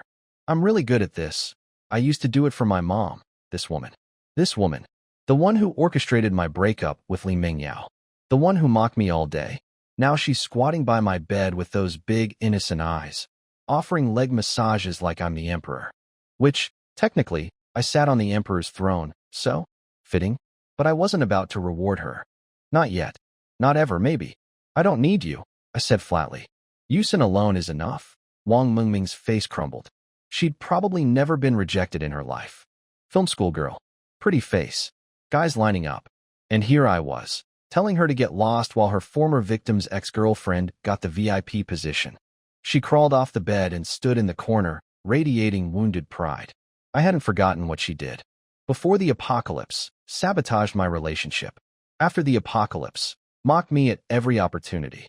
People like Wang Mengming and Li Mingyao think the world resets when the situation changes. It doesn't. I keep receipts. Their turn would come. Just not today. Zhang Wanyue stood by the door, watching everything with complicated eyes. She could see it. How quickly the old social rules were dissolving.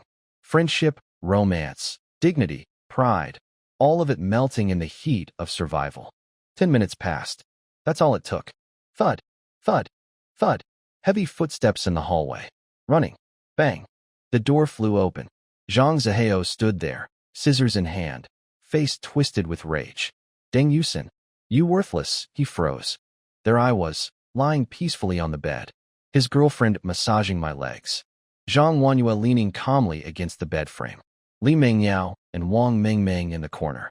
Everyone looking at him like he was exactly what he was, a predictable idiot walking into an obvious trap. The scissors clattered to the floor. He knew. The scissors were bait. The whole thing. Leaving him tied loosely, leaving the scissors visible, walking to a different room. It was all choreographed. I wanted him to escape. I wanted him to charge in here. I wanted everyone to see what kind of person he really was. Because words don't teach people. Demonstrations do. He slid down the doorframe like a puppet with cut strings. Eyes hollow. I stood up. Picked up my axe. See that? The person you wanted to spare. The second he got a chance, he came here to hurt you. Not to apologize. Not to run away. To attack. I looked at every girl in the room. If I hadn't been here, you'd all be dead. Which means, whoever saved him, almost killed all of you. Nobody argued. Nobody breathed. I walked over to Zhang Zihao. He looked up at me, maybe wanting to beg again. But this time I didn't give him the chance. One swing. Done. I lowered the axe and turned to the room. My voice was cold and clear. From now on, Deng Yusin, Wang Mengming, Li Mingyao. All three of you. Kneel. Don't get up without my permission. Don't speak.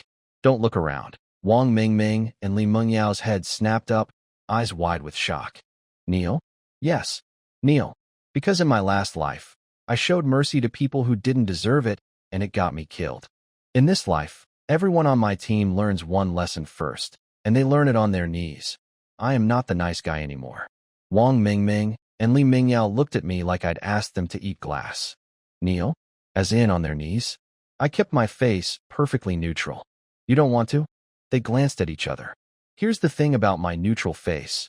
It's the same face I wore while killing 7 people 10 minutes ago. Turns out, calm and terrifying are the same expression when you're holding a bloody axe. Li Mingyao tried to negotiate. Chun Yu, I think maybe we could. I grabbed her by the hair before she finished the sentence. You think?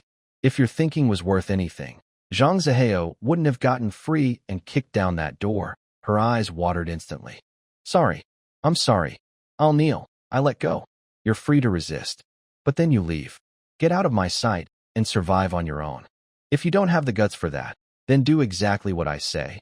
The old Xinyu, the one Li Mingyao remembers, bought her phones, laptops, and jewelry without being asked. He never raised his voice. Never said no. That Xinyu died on the survival road with a knife in his chest.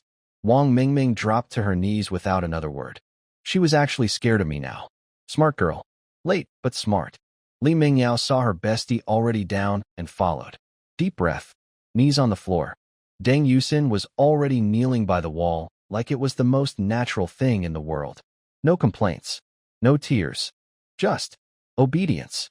The other two kept sneaking glances at her, wondering how she'd gone from lovey-dovey couple girlfriend to this in the space of one night. I turned to Zhang Wanyue. Class monitor, Go finish organizing supplies downstairs. The abnormal status ends in an hour. Thank you for your hard work. The words, thank you for your hard work, hit her like a surprise birthday present. Her eyes lit up. She wasn't being made to kneel. She was being thanked. In a room where 3 girls were on their knees, being treated with basic respect felt like winning the lottery. No problem, she said, practically sprinting downstairs. Funny how quickly the bar drops in the apocalypse. I went to the other room and laid down on the bed. Check my stats. Deng Yusin, level 13 connection. 130x multiplier. 65 kilograms of crayfish per summon. That's enough seafood to cater a wedding every single day. The girl was a walking Red Lobster franchise. As for the other 3, Zhang Wanyue, Li Mingyao, Wang Mingming, none of them had even reached basic, subconscious safety trust level yet. They were complying out of fear, not genuine trust. Fear fades. Trust compounds. Long road ahead. The timer hit 0.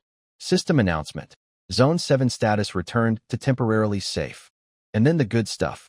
Reward. Construction material chest. Bronze. Multiple chests scattered throughout the residential area. Contents. Building materials for vehicle upgrades. Vehicle upgrades. This was huge. Our crappy minivan needed serious work if we wanted to survive the later stages. And bronze tier building chests were the first step. I had 4 hours left before departure. Zombies were now restricted, so even the girls could move safely. Zhang Wanyue reported in like a good soldier. Supplies organized. Shared backpack full. Everything sorted per your instructions. Nice work. I walked to the other room. 3 girls, still kneeling. Knees probably screaming. But not a single complaint. Get up. We're hunting for treasure chests. They scrambled to their feet, wincing but silent. Good discipline. We're making progress. Zhang Wanyue asked the obvious question. Can you predict where the chests are? Sort of. I lied casually. It's blurry. I need to search around. In truth, I had no idea where they were. But admitting that would crack the profit image, so, blurry visions, it is. The perfect excuse for everything. Right sometimes, vague always. The complex is huge, so we split up. Me and Deng Yusin, one team. You 3, other team, Wang Mingming whimpered. Splitting up again. What? You want me babysitting you forever? Don't push your luck. I gave them one tip before leaving. Check stairwells and common areas. Locked apartments probably won't have chests. No point hiding loot where nobody can reach it. Li Mingyao asked. When we find one, we bring it to you. I smiled. Obviously, my ex-girlfriend was learning. I almost felt proud. Deng Yusin trotted behind me like a loyal puppy as we headed to the nearest building. I glanced at her and felt my brain shift modes. Treasure hunting now. Everything else later. Zhang Wanyue gathered her team, Li Mingyao and Wang Mingming, and gave them the real talk. Listen up. Deng Yusin provides food. I provide water. You 2 provide B-rank disguise and D-rank clock watching. That's basically nothing. If you don't make yourselves useful right now, Shinyu won't hesitate to cut you loose. Understand? Both girls nodded hard. Very hard. Because they understood perfectly. In this new world, usefulness equals survival. And right now, their usefulness was hovering somewhere between decorative and 0. Time to go chest hunting. For hours, one abandoned neighborhood, and the future of our crappy minivan riding on whatever building materials we could scrounge. Let's go shopping. An hour of searching. 3 strikes in a row. Power distribution room. Empty. Garbage collection point. Nothing. Abandoned vehicle shed. Zilch. Deng Yusin sighed. 3 spots and not a single chest. If they were easy to find, they wouldn't be called treasure chests. I led her to the boiler room, the old neighborhood's heating center. Big, dark, functional, and the kind of place most people would skip because it looked terrifying. From my past life experience, that's exactly where the system likes to hide rewards. Forgotten corners. Overlooked spaces. Places that make you earn it. Deng Yusin stared into the pitch-black doorway and whimpered. It's so dark. If you want to survive, you go where others won't. Also, didn't I tell everyone to pack flashlights? She bit her lip, squeezed her eyes shut for courage, then jogged after me. She pulled 2 flashlights from her inventory and handed me one. Good girl. Learning fast. The boiler room was massive inside. Rust and machine oil smell everywhere. Dead machinery, collapsed metal shelving, junk piled in every corner. Then my flashlight caught something in the gap between the old boiler and the back wall, a luggage-sized box with a bronze shimmer. "I found it," Deng Yusin gasped. Then her face went white, because crouching right next to that chest, in the shadows, was a gray-white figure that slowly turned its head toward us. Cloudy eyes, stiff movements, glowing pupils in the dark. "Zombie," she hissed, yanking my sleeve. I nodded calmly. "Yeah, I see it. Pretty scary." It was a hard-skinned zombie, tougher variety. Regular knives can't even scratch them. Most people would need a team effort to bring one down. I am not most people. "Hold the light steady. Aim at it." Deng Yusin's hands were shaking so bad the light beam was doing a disco dance on the walls. "Stop shaking." Before I could finish the sentence, the zombie shrieked and lunged, straight at the brightest light source. Straight at Deng Yusin. She screamed, "Keep the light on it. Don't move." I came in from the side. One swing. Squelch. Head off. Body collapsed. Twitched twice. Done. For seconds. Constitution 100. I'm basically the Hulk in a college student's body. I genuinely don't know how I could lose a fight at this point. Maybe if someone dropped a building on me. Maybe. Deng Yusin stood there with her mouth hanging open, flashlight still pointing at the headless body. "Next time, don't panic," I said, "or I'll have to punish you." Her face flushed red. She was clearly wondering which kind of punishment I meant. I walked over to the zombie corpse and activated Grand Preceptor Vessel. A pleasant wave of energy flowed through me as the body shriveled up like a raisin, drained of all its negative energy. But no free stat point this time. Interesting. Killing those 6 gym guys earlier gave me 1 point, but this zombie gave me nothing. My theory, it's not about killing in general, it's about the quality of what you kill. Those gym guys had decent talents among them. This zombie was just a zombie. In other words, killing strong, awakened humans is more profitable, which basically means the system wants me to be a villain. Noted. Now, the treasure chest. I could have opened it myself, but that would be idiotic. Why? Because my Red Phoenix talent multiplies whatever Deng Yusin earns. If SSS opens the chest, I get 130 times the contents. "Yusin, you open it." She blinked those big eyes at me. "Me? Who else?" "Go on. There's a reward inside." "Oh, I don't need a reward. I didn't ask if you needed one." "Open it." She placed her hand on the chest. The lid slid open with a soft glow. Obtained. Wood X 30 units. Iron X 15 units. Parts X 20 units. Low-grade energy core X1. Nice haul. She dumped everything straight into the shared backpack without keeping a single piece for herself. Then looked at me with puppy eyes, clearly waiting to be praised. But I was too busy having a heart attack.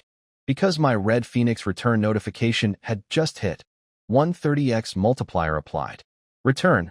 Wood X3, 900. Iron X1, 950. Parts X2, 600. Energy cores X130. 3,900 units of wood. Nearly 2,000 units of iron. 2,600 parts. 130 energy cores. In my entire previous life, I never saw a 4-digit material reward. Not once. Not even close. The richest groups I'd heard of counted their cores in single digits. I had 130.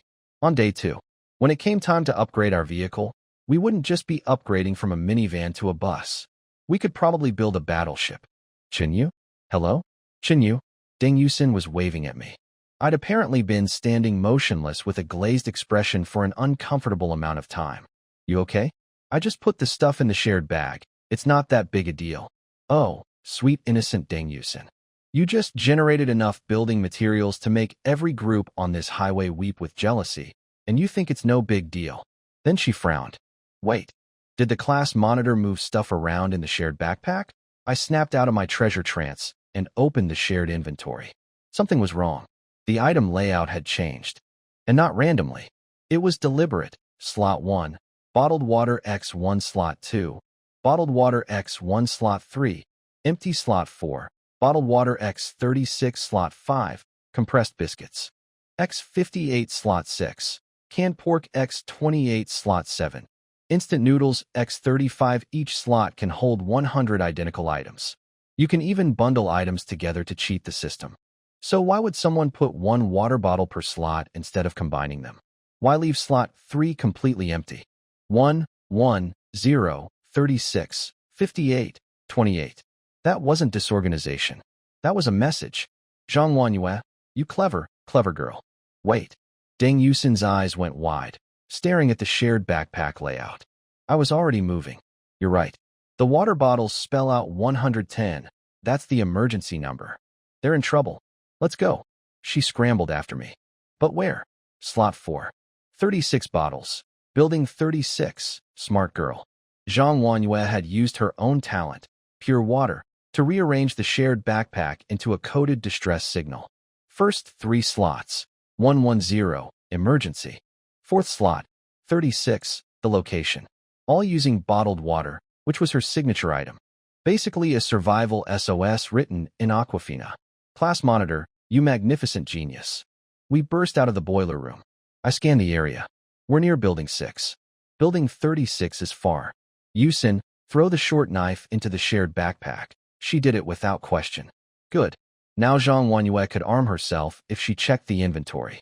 Then I scooped Deng Yusin into my arms and sprinted. Full Constitution 100 explosion. 10 times normal human speed. The wind was screaming past us. Deng Yusin's hair was flying everywhere, and she couldn't breathe. She was clearly thinking, if this man entered the Olympics, he'd sweep every medal. Also probably. He says he can only see the future, but he runs like a cheetah carrying a person. How many secrets does this guy have?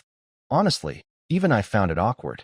My body was a supercar, but my agility was still a baseline 10. It was like strapping a rocket engine to a shopping cart. Incredible raw speed, zero finesse. Every step hit the ground like a small earthquake.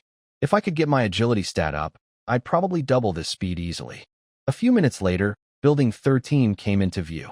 2 figures stumbled out from behind a garbage wall, Li Mengyao and Wang Mengmeng. Crying, panicking, running toward me like I was the last helicopter out of a disaster zone. Chinyu, help. We ran into another team. They grabbed the class monitor. She made noise to distract them so we could escape. Li Mengyao was sobbing so hard she could barely speak. Wang Mengmeng was nodding frantically beside her. The guy can control fire. Fire? Deng Yusin went pale. Real fire. Burns you to death fire, I frowned. Fire manipulation.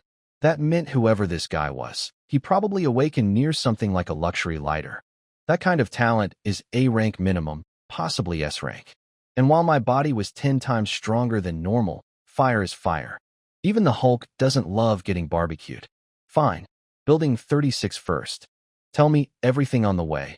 I led the group at a jog, axe in hand. Li Mengyao caught her breath and explained. They'd followed my advice, searching stairwells and public areas.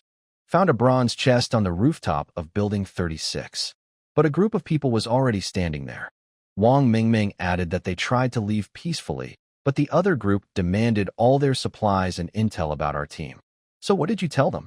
I asked. Wang Mengmeng stuttered. I said we were just students. Really weak. Hoping they'd feel sorry for us and let us go. I stopped walking. Turned around. Are you actually an idiot? Wang Mengmeng? If you'd mentioned that I soloed 6 armed men, they might have backed off. Instead you told them we're helpless? She shrank into herself. Li Mengyao quickly jumped in. The class monitor did try to warn them, but they didn't believe it. I waved it off. Of course they didn't.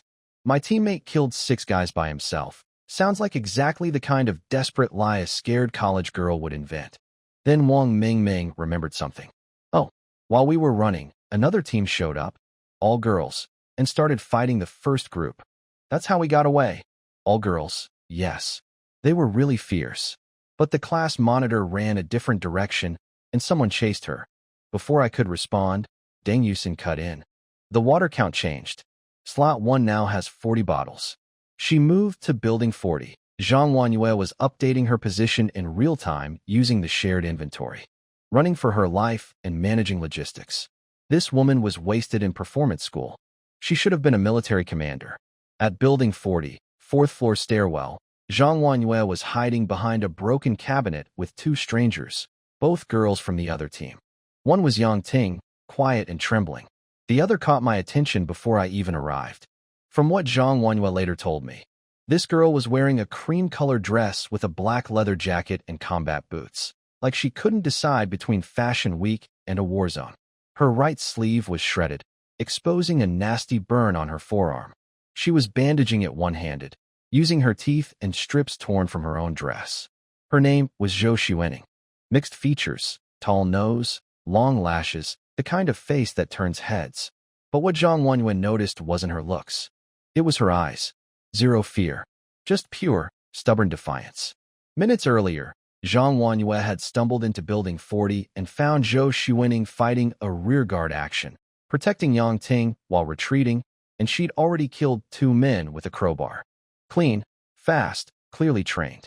But then the fire guy showed up. Some crew-cut thug called, Brother Ben, flames shooting from his palms. Zhou Xuening's arm got torched instantly. Another girl from Zhou Xuening's team had charged out to buy them time, but Zhang Wanyue doubted that girl was still alive. So here's the situation. Zhang Wanyue hiding with 2 injured strangers. A fire-wielding psychopath hunting them through the building. My 2 useless ex-associates just gave the enemy our team's weakness on a silver platter. And me, sprinting across an abandoned neighborhood with a fire axe and a crayfish girl, about to pick a fight with a human flamethrower. Typical Tuesday on the survival road. While I was sprinting toward Building 40 with my axe, here's what was happening on Zhang Wanyue's end. She told me all of this later, and honestly, it was like listening to the plot of an action movie I missed. Zhang Wanyue was hiding behind a busted cabinet with 2 girls from another team. She'd pulled disinfectant from the shared backpack and handed it to the one with the burned arm. That burned girl, Zhou Xuening. And she was something else entirely. Jiangnan University, sports scholarship, 7th Dan in Sonda, S-rank agility talent, short track star, 5-time speed burst. She rattled off her resume like she was at a job interview, not bleeding behind a cabinet in an apocalypse building. 7th Dan Sonda means this girl could kick most men's heads off their shoulders before she got superpowers. With 5-time speed, she was basically a human missile. But even missiles have limits. The fire guy's range is too wide and his temperature is too high, Zhou Xuening said flatly. I can't close the distance. And even if I could, I don't hit hard enough to one-shot him. If your teammate doesn't come, we're all dead, Zhang Wanyue winced. He's strong, but I can't promise he'll show up, Zhou Xuening scoffed. Men, can't rely on them for anything. They won't even come save someone as pretty as you. Then, footsteps downstairs. The hunting party was getting close. That film academy chick ain't getting away. Which floor? Check everything. Benji, this building looks empty. Should we leave? Leave? The fire guy, Wang Yongbin, snarled. That leather jacket girl and that film school piece of nobody gets away. This hellhole could kill us tomorrow. If I'm dying, I'm having fun first. Charming. Real charming. Zhang Wanyue heard all of this and went into full galaxy brain mode. She checked the shared backpack and saw the short knife I'd told Deng Yusin to drop in there. It was my way of saying, I got your message. I'm coming. Arm yourself. She grabbed the knife. Turned to Zhou Xuening and the trembling Yang Ting. I'll draw them away. You 2 go downstairs. If you see a guy and a girl nearby, follow them. They'll lead you to my team. Zhou Xuening blinked. You saved us one time and you saved me first. I'm paying it back. Before anyone could argue, the men found them. Zhang Wanyue stood up voluntarily, knife in hand, back against the wall. 5 guys. Average age, 40 plus. Construction worker builds. Dirty clothes. Iron bars and wooden boards for weapons. Led by Wang Yongbin. Crew cut, black tank top, muscles bulging, and a smile that belonged in a prison lineup. He looked Zhang Wanyue up and down like she was merchandise. Film academy girl, huh? Can't find faces like this on the construction site. Zhang Wanyue kept her voice level. I don't want trouble. Let's go our separate ways. Separate ways? He laughed. Hand over everything in your backpack, public and personal. Then come with us quietly. She gripped the knife. Take the supplies. Just let me go. He extended his palm. A fist-sized orange fireball appeared, flickering and spitting heat. Disobey me, and I turn that pretty face into charcoal. I've already burned more people today than I can count. Zhang Wanyue tried one last play. Pure bluff. I have insider information. This survival road only lasts 3 days. Then everyone goes back to reality. Kill too many people and you'll be punished. The men hesitated for exactly 1 second. Then, bullcrap. You think we're stupid? Wang Yongbin smirked. Nice acting. Film school training, right? But even if it's true, I'm having my fun first. Zhang Wanyue bolted. Knife out. slash at the nearest guy, and sprint down the corridor. Get her! A fireball screamed past her head. The shockwave knocked her sideways, ears ringing. She looked back. Wang Yongbin was charging up another shot, palm glowing orange. Run again, and I turn you into roast chicken. His men closed in from both sides. Surrounded. Back against the wall. Nowhere to go. Then, from behind the group, a cold female voice. Let her go. Come at me instead.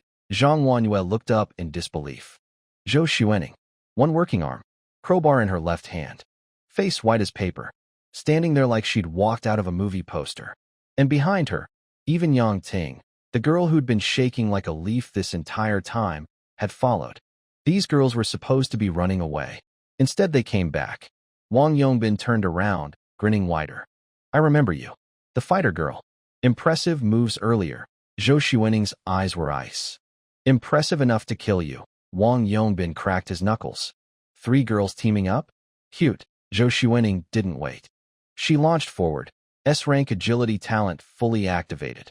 Before the apocalypse, she could run 100 meters in 12.5 seconds. With 5 times speed boost, she was a blur. Clang. Her crowbar met Wang Yongbin's hastily raised arm.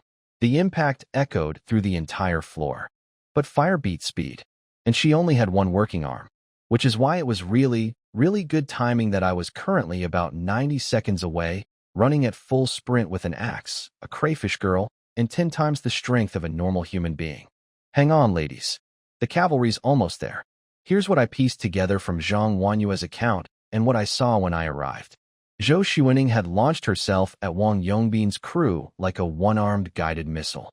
S-rank agility, 5 times speed. She was a blur of leather jacket and combat boots. But she didn't reach the fire guy first. His buddy blocked her, a balding beer-belly construction worker with an A-rank talent called hardened rebar. Dude was literally carrying a 5-foot steel bar that was part of his awakening. Not a random weapon, a talent weapon. Zhou Xuening's left hand wasn't strong enough. The impact nearly split her grip open. But instead of falling back, she used the rebound force to spin, and her boot heel crunched into a flanking attacker's kneecap. Crack. Down he went, screaming. Then Zhang Wanyue threw her the short knife. Zhou Xuening caught it midair, leaped, and opened the guy's throat in one motion.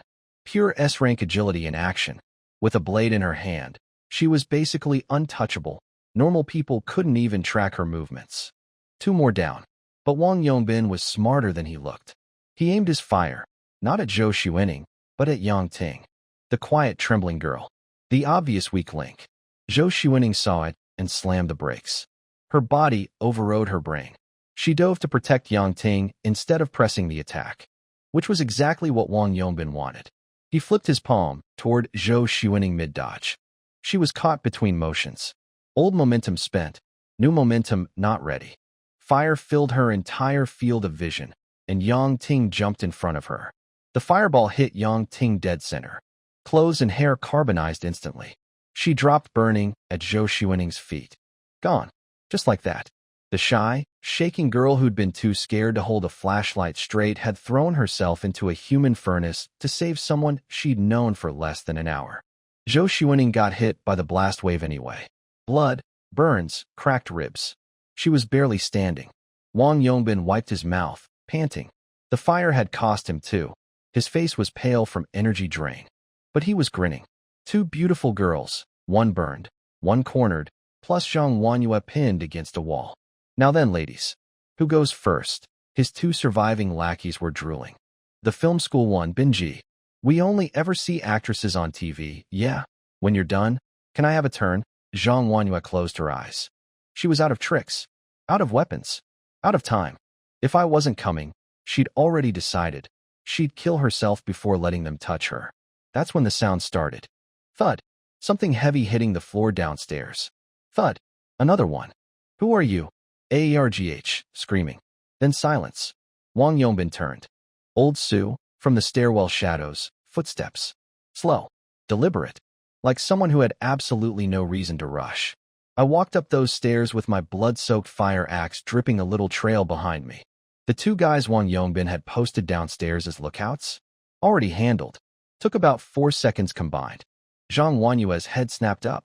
I could swear she looked at me like I'd gotten a haircut and a makeover between buildings, because she later told me, and I quote, "You seemed hotter somehow. Adrenaline is a hell of a filter." I looked at Wang Yongbin and his two remaining goons. Then at Zhang Wanyue against the wall. Then at Zhou Xuening, half dead on the floor, covered in burns and blood, still gripping that knife like she'd fight with her last breath. "Since you couldn't decide who goes first," I said, "how about we start with you?" Zhou Xuening looked at me. She was thinking, so this is Zhang Wanyue's mystery teammate. But what's the point? I'm S rank and got wrecked. "What's one more guy going to do?" Zhang Wanyue shouted. "Chen Huayu. He controls fire." "Yeah, I noticed." "Thanks." Wang Yongbin snarled. "What happened to my guys downstairs?" "Dead." His face twitched. Then he laughed. That special kind of laugh, when someone's actually furious. "You've got guts, kid. Real guts. Killing my boys. You don't know how to write the word death." Then my three girls came huffing up the stairs behind me.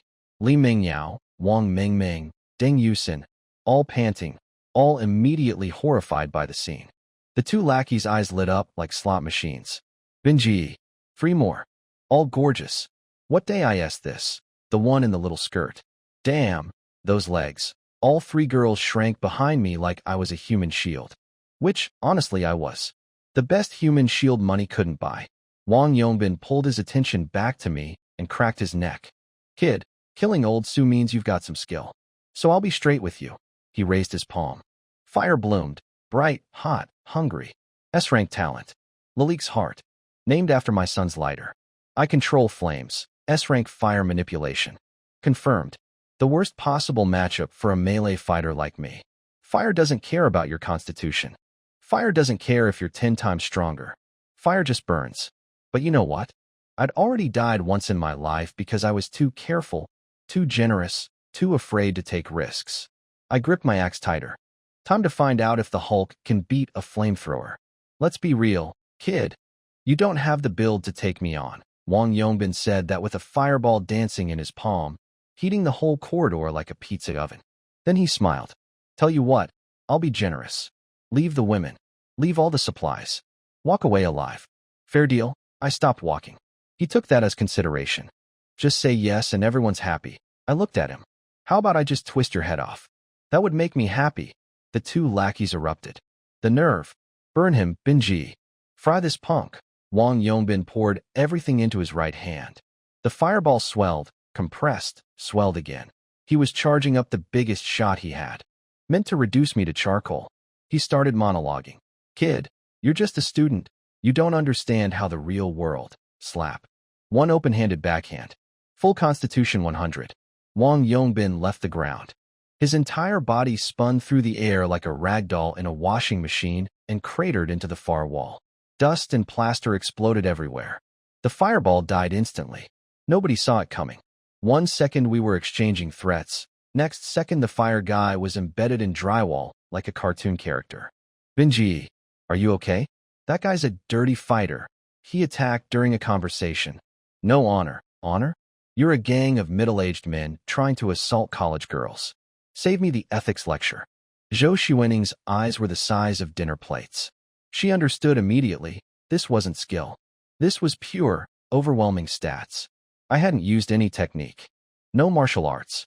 Just a slap, so powerful it launched a grown man across a hallway. She was doing mental math, trying to figure out what kind of body could generate that force. Deng Yusin relaxed, shuffled forward half a step, and whispered, "Chen Yu's so amazing." Zhang Wanyue, still catching her breath against the wall, snapped into commander mode. "Mingyao? Mingming, go check on Zhou Xuening.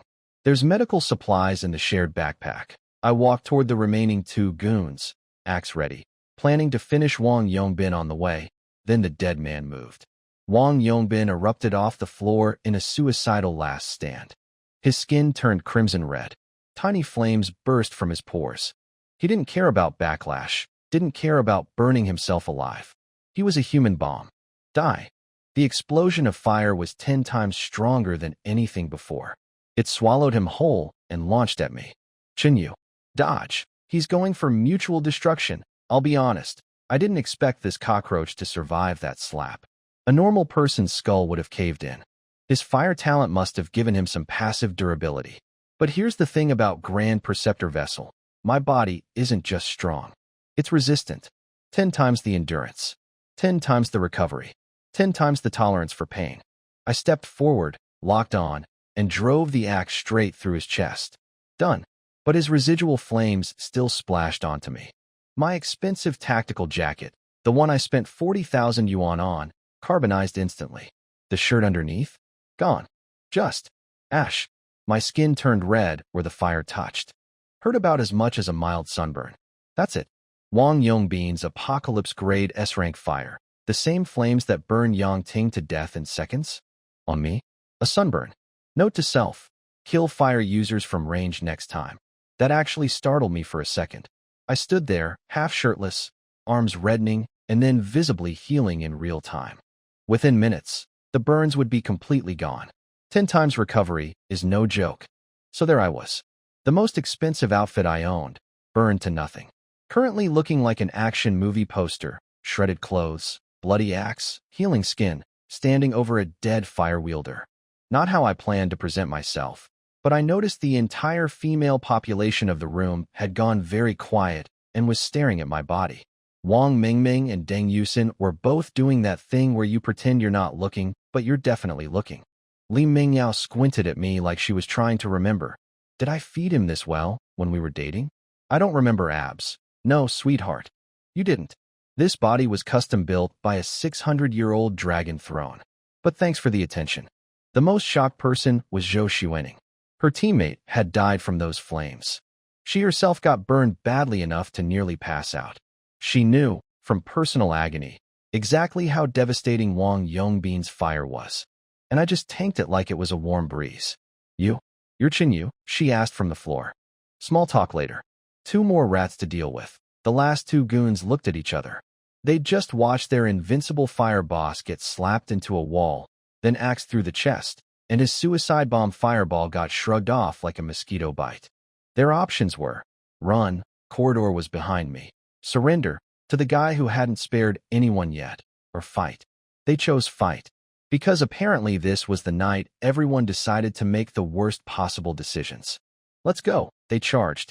I raised my axe. This wouldn't take long. 2 more idiots. 2 more seconds. Chop, chop, chop. I took their feet off before they could even swing. The rebar guy looked tough on paper. A-rank hardened rebar talent. Big steel bar, construction worker muscles. In practice? Against Constitution 100? He couldn't lift his weapon before my axe arrived. It's like bringing a baseball bat to fight a freight train. They collapsed on the floor, screaming, completely helpless. Public backpack. Personal backpack. Empty them.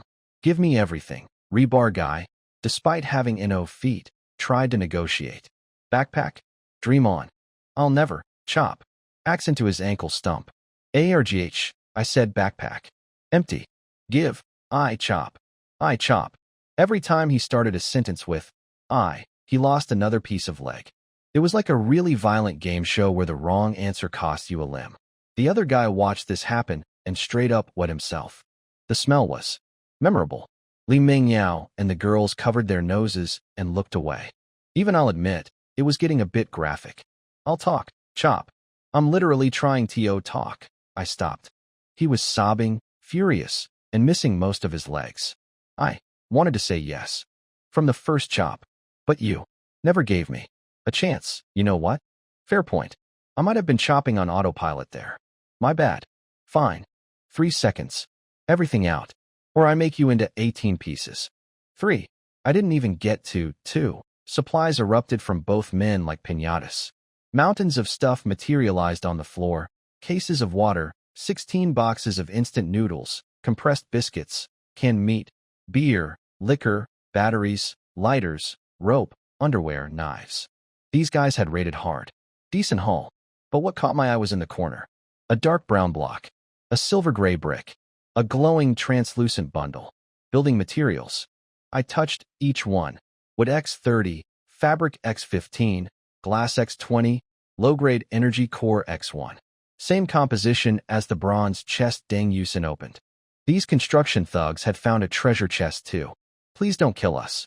We gave you everything. I nodded thoughtfully. You did good. I'll give you something quick. Huh, axe. Axe. Done. Look, in my last life, I let people go and they came back to cause problems.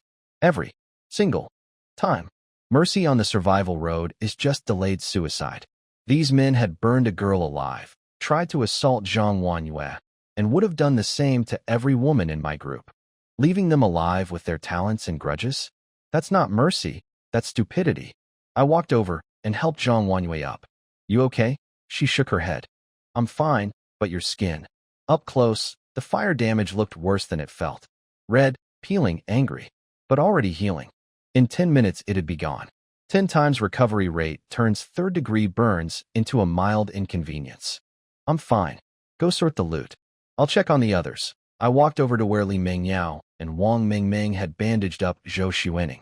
She was sitting against the wall, beaten up, burned, one arm wrecked, but those eyes were still sharp. Zero self-pity. All business. And honestly, she was gorgeous. Even banged up like this, she could have walked into any film academy audition and turned heads. Cream dress, black leather jacket, combat boots, like a fashion editorial that went through a war zone. Zhou Xuening, Jiangnan University, 7th Dan Sonda, S-rank agility, short track star. 5 times speed burst, straight to the point. No small talk. I like that. What's your talent? She asked immediately. I smiled. They can tell you. I nodded at the girls. Every single one of them clamped their mouths shut simultaneously. Like synchronized swimming, but with silence. Zhou Xuening raised an eyebrow. They won't say anything. Is it a secret? I actually just wanted them to explain for me. I didn't mean it as a test. But apparently they interpreted, they can tell you, as, let's see who betrays classified information. My team was so well trained they were overtrained. I sighed. I can see the future. Zhou Xuening's jaw dropped. See the future? What kind of ridiculous? What were you near when the apocalypse hit? Maybe don't ask so many questions. Curiosity kills people out here. She shrugged with her one working shoulder. Whatever. My whole team's dead. I'm alone. Might be dead by tomorrow anyway. You won't die that easily. You're S-rank, she exhaled. S-rank means nothing when you run into an S-rank fire user on day 1. I almost got cooked. I wanted to tell her. That was spectacularly bad luck. On the actual survival road, A rank is considered elite. She'd been thrown into a boss fight during the tutorial. Once things normalize, she'll be a monster. Deng Yusin piped up. Chen Yu, we have an empty seat now. Can Xuening join our van? I shook my head. Vehicle rules don't allow adding passengers yet. That feature unlocks at a later station. It was true. Passenger recruitment wouldn't open for several more stops. For now, Zhou Xuening was on her own. Zhang Wanyue came back. Supplies sorted. Good. Time's almost up. We won't find more chests. Let's head back to the van. I need to figure out the vehicle upgrade system. Li Mengyao and Wang Mingming practically cheered.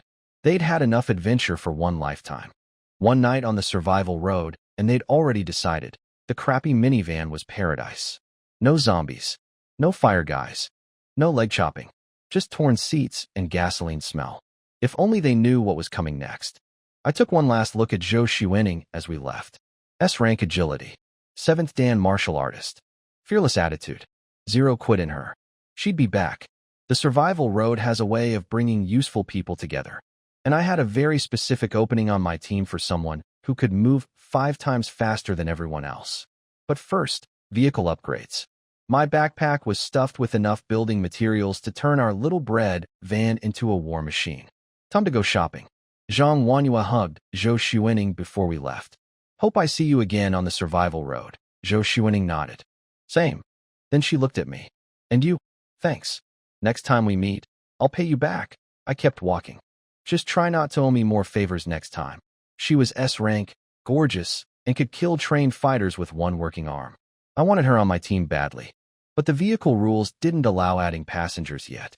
A few more stations, and that feature would unlock. Until then, Zhou Xuening was solo. But something told me she'd survive. Girls who kill 2 grown men with a crowbar while bleeding from a burned arm don't die easily. Back at the van. New seating chart. Row 1, Zhang Wanyue. Row 2, Deng Yusin, alone, former boyfriend's seat now very available. Row 3, Li Mengyao Wang Mingming with Zhang Ziheo's seat empty. I pushed mine back and basically went full recline. Deng Yusin was right there giving me an arm massage. I tried hinting to Zhang Wanyue about doing my legs, but she was not having it. A man can dream. Speaking of Zhang Wanyue, I'd literally saved her life, and she was clearly grateful. But my Red Phoenix system still wouldn't tag her. Not even the basic, subconscious safety trust connection. This woman's emotional firewalls were built like a military bunker. Respect, honestly, but also frustrating. Then the system chimed in. Exploration complete. All survivors return to vehicles. Countdown, 300 seconds. Followed by first road segment, extremely safe, complete. Vehicle E923 has 2 survivors. Vehicle owner election now open. Everyone could vote. Majority wins. 180 seconds. The owner gets driving assignments, key decisions, and full vehicle authority. Zhang Wanyue didn't even hesitate. Do we really need to vote? Qinyu, you're the owner. I'll drive. I blinked. You can drive? Got my license right after college entrance exams. This woman was full of surprises. Class monitor, a rank water talent, coded emergency signals using backpack inventory, and she could drive. If she ever activated as a Red Phoenix, I might actually retire. Li Mengyao and Wang Mengmeng were shrinking in their seats, clearly calculating their own value. B-rank disguise, D-rank clock watching, can't drive, can't fight, can't produce resources. Their anxiety was visible from space. Zhang Wanyue noticed and smiled warmly. Hey, I'll teach you both to drive. This road could be endless. I can't do it alone forever. Their eyes lit up like Christmas. Yes, thank you. Deng Yusin raised her hand. Me too. Of course, the girls chattered about driving lessons while the 180 seconds ticked away. I won the vote unanimously. Not a single objection. Last life, the vehicle owner election was a bloodbath of backstabbing and alliance politics. This life, unanimous on the first ballot. While what happens when you kill all the problems before the vote? Vehicle E923 owner, Qinyu. Permissions activated. Then the real announcement dropped. Vehicles now fully passenger operated. You may stop, exit, and explore freely, but must reach the next station by the deadline. Vehicle upgrade system unlocked. Disasters will occur randomly. The closer to the next station, the weaker the disaster. We can get on and off whenever we want. We're free. But disasters? What kind of disasters? Before anyone could speculate, ice disaster has erupted. Current zone temperature will drop to minus 40 degrees Celsius within 180 seconds, and will continue falling. Vehicle insulation insufficient. Upgrade immediately or flee the low-temperature zone. Minus 40. Even northeast China isn't that cold. So much for freedom. First thing that happens is we freeze to death. Frost was already crystallizing on the windows. Visible. Fast. Like watching a time-lapse of winter. Now, secretly, I was a tiny bit relieved. Last life, the first disaster was silent poison gas. Colorless, odorless, slowly seeping in. By the time you noticed, your organs were already failing. Half the bus died by Station 3. Nobody saw it coming because there was nothing to see. At least ice you can feel. You can fight cold. You can't fight invisible death gas. Zhang Wanyue floored it. Maximum speed. Get us out of this zone. She gripped the steering wheel, eyes wide. She'd volunteered to drive thinking it'd be a nice road trip. Not a life-or-death sprint through a flash-freezing apocalypse, hellscape at 140 kilometers per hour in a busted minivan. Welcome to the job. Deng Yusin was hugging herself, teeth chattering. Drive. It's getting colder. Zhang Wanyue closed her eyes for 3 seconds. Open them. Vroom. The van launched forward. Outside, the wasteland was transforming into an ice planet. Blue fog rolled across everything. Frost devoured the landscape. The cold punched through the van's thin metal walls like they were paper. Wang Mingming was shivering violently. We packed clothes, but they're all summer stuff. No winter coats. Li Mingyao was curled into a ball. Just put on everything we have, but I was barely paying attention to the cold. Because I was staring at the most beautiful screen I'd ever seen. Current vehicle, minivan, small, available materials. Wood X3, 990 iron X1, 980 parts X2, 640 fabric X15 glass. X20 low-grade energy cores X133 upgrade categories. Space expansion, structural reinforcement, environmental control, energy, and power special facilities, nearly 4,000 wood. nearly 2,000 iron, over 2,600 parts, 133 energy cores. Most survivors on this road were killing themselves over a few dozen units of building materials. I had thousands, all thanks to one Red Phoenix and her 130x multiplier opening a single bronze chest. One Red Phoenix did this. 1. If I filled this van with Red Phoenixes, if every girl on board was tagged and looting chests for me, I'd have enough materials to turn this minivan into the Starship Enterprise. But first things first, the temperature was plummeting toward instant death territory. My passengers were turning blue, and our tin-can vehicle had the insulation of a wet napkin. Time to spend some resources and turn this rusty bread van into the most overpowered mobile fortress on the entire survival road. Let's build something beautiful. First priority, space. This crappy minivan was way too small for my future plans. More girls means more Red Phoenixes means more loot multipliers. But I can't recruit anyone if there's nowhere to sit. I opened the upgrade menu and went straight to space expansion. Basic expansion 500 wood, 250 iron, 200 parts. Stretches the interior, adjusts seating to fit 7 people, slightly bigger trunk, plus 5 extra shared backpack slots. Frame extension 1,200 wood, 600 iron, for 150 parts. Transforms the minivan into a small bus. 12 standard seats. Flexible layout zones. 15 more backpack slots. Requires basic expansion first. Materials sufficient for both. I didn't hesitate. Boom. Boom. 2 upgrades queued. I'm upgrading the vehicle, I announced. Don't know what it'll look like. Brace yourselves. Zhang Wanyue, eyes on the road. Got it. The van started vibrating. Walls shifted. Ceiling stretched. Seats rearranged themselves like living furniture. Metal groaned and sang. The girls were clutching each other, eyes the size of plates, watching their little bread van physically transform around them. When the shaking stopped, we were sitting inside a small bus. 12 seats, 2x2 layout, 6 rows, a center aisle, 2 meters of headroom. Actually comfortable. Wang Mingming, mid putting on extra layers, gaped at the interior. We changed vehicles? There are so many seats, Li Mingyao counted. 12 seats and only 5 of us. Deng Yusin breathed out a cloud of fog. No wonder it feels so empty. And colder, right? Bigger vehicle, more surface area, worse insulation. Upgrading the space without fixing the temperature was like buying a mansion and forgetting to install heating. Next, structural reinforcement. I dumped another 1,100 wood, 500 iron, and 100 parts into 2 rounds of structural upgrades.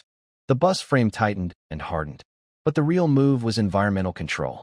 The upgrade menu had dozens of cold weather options. Basic sealing, simple insulation, emergency gap filling, all designed for people scraping by with a handful of materials. I scrolled past all of that trash. Internal insulation layer 400 wood, 10 fabric, 100 parts. Full thermal lining on all interior walls.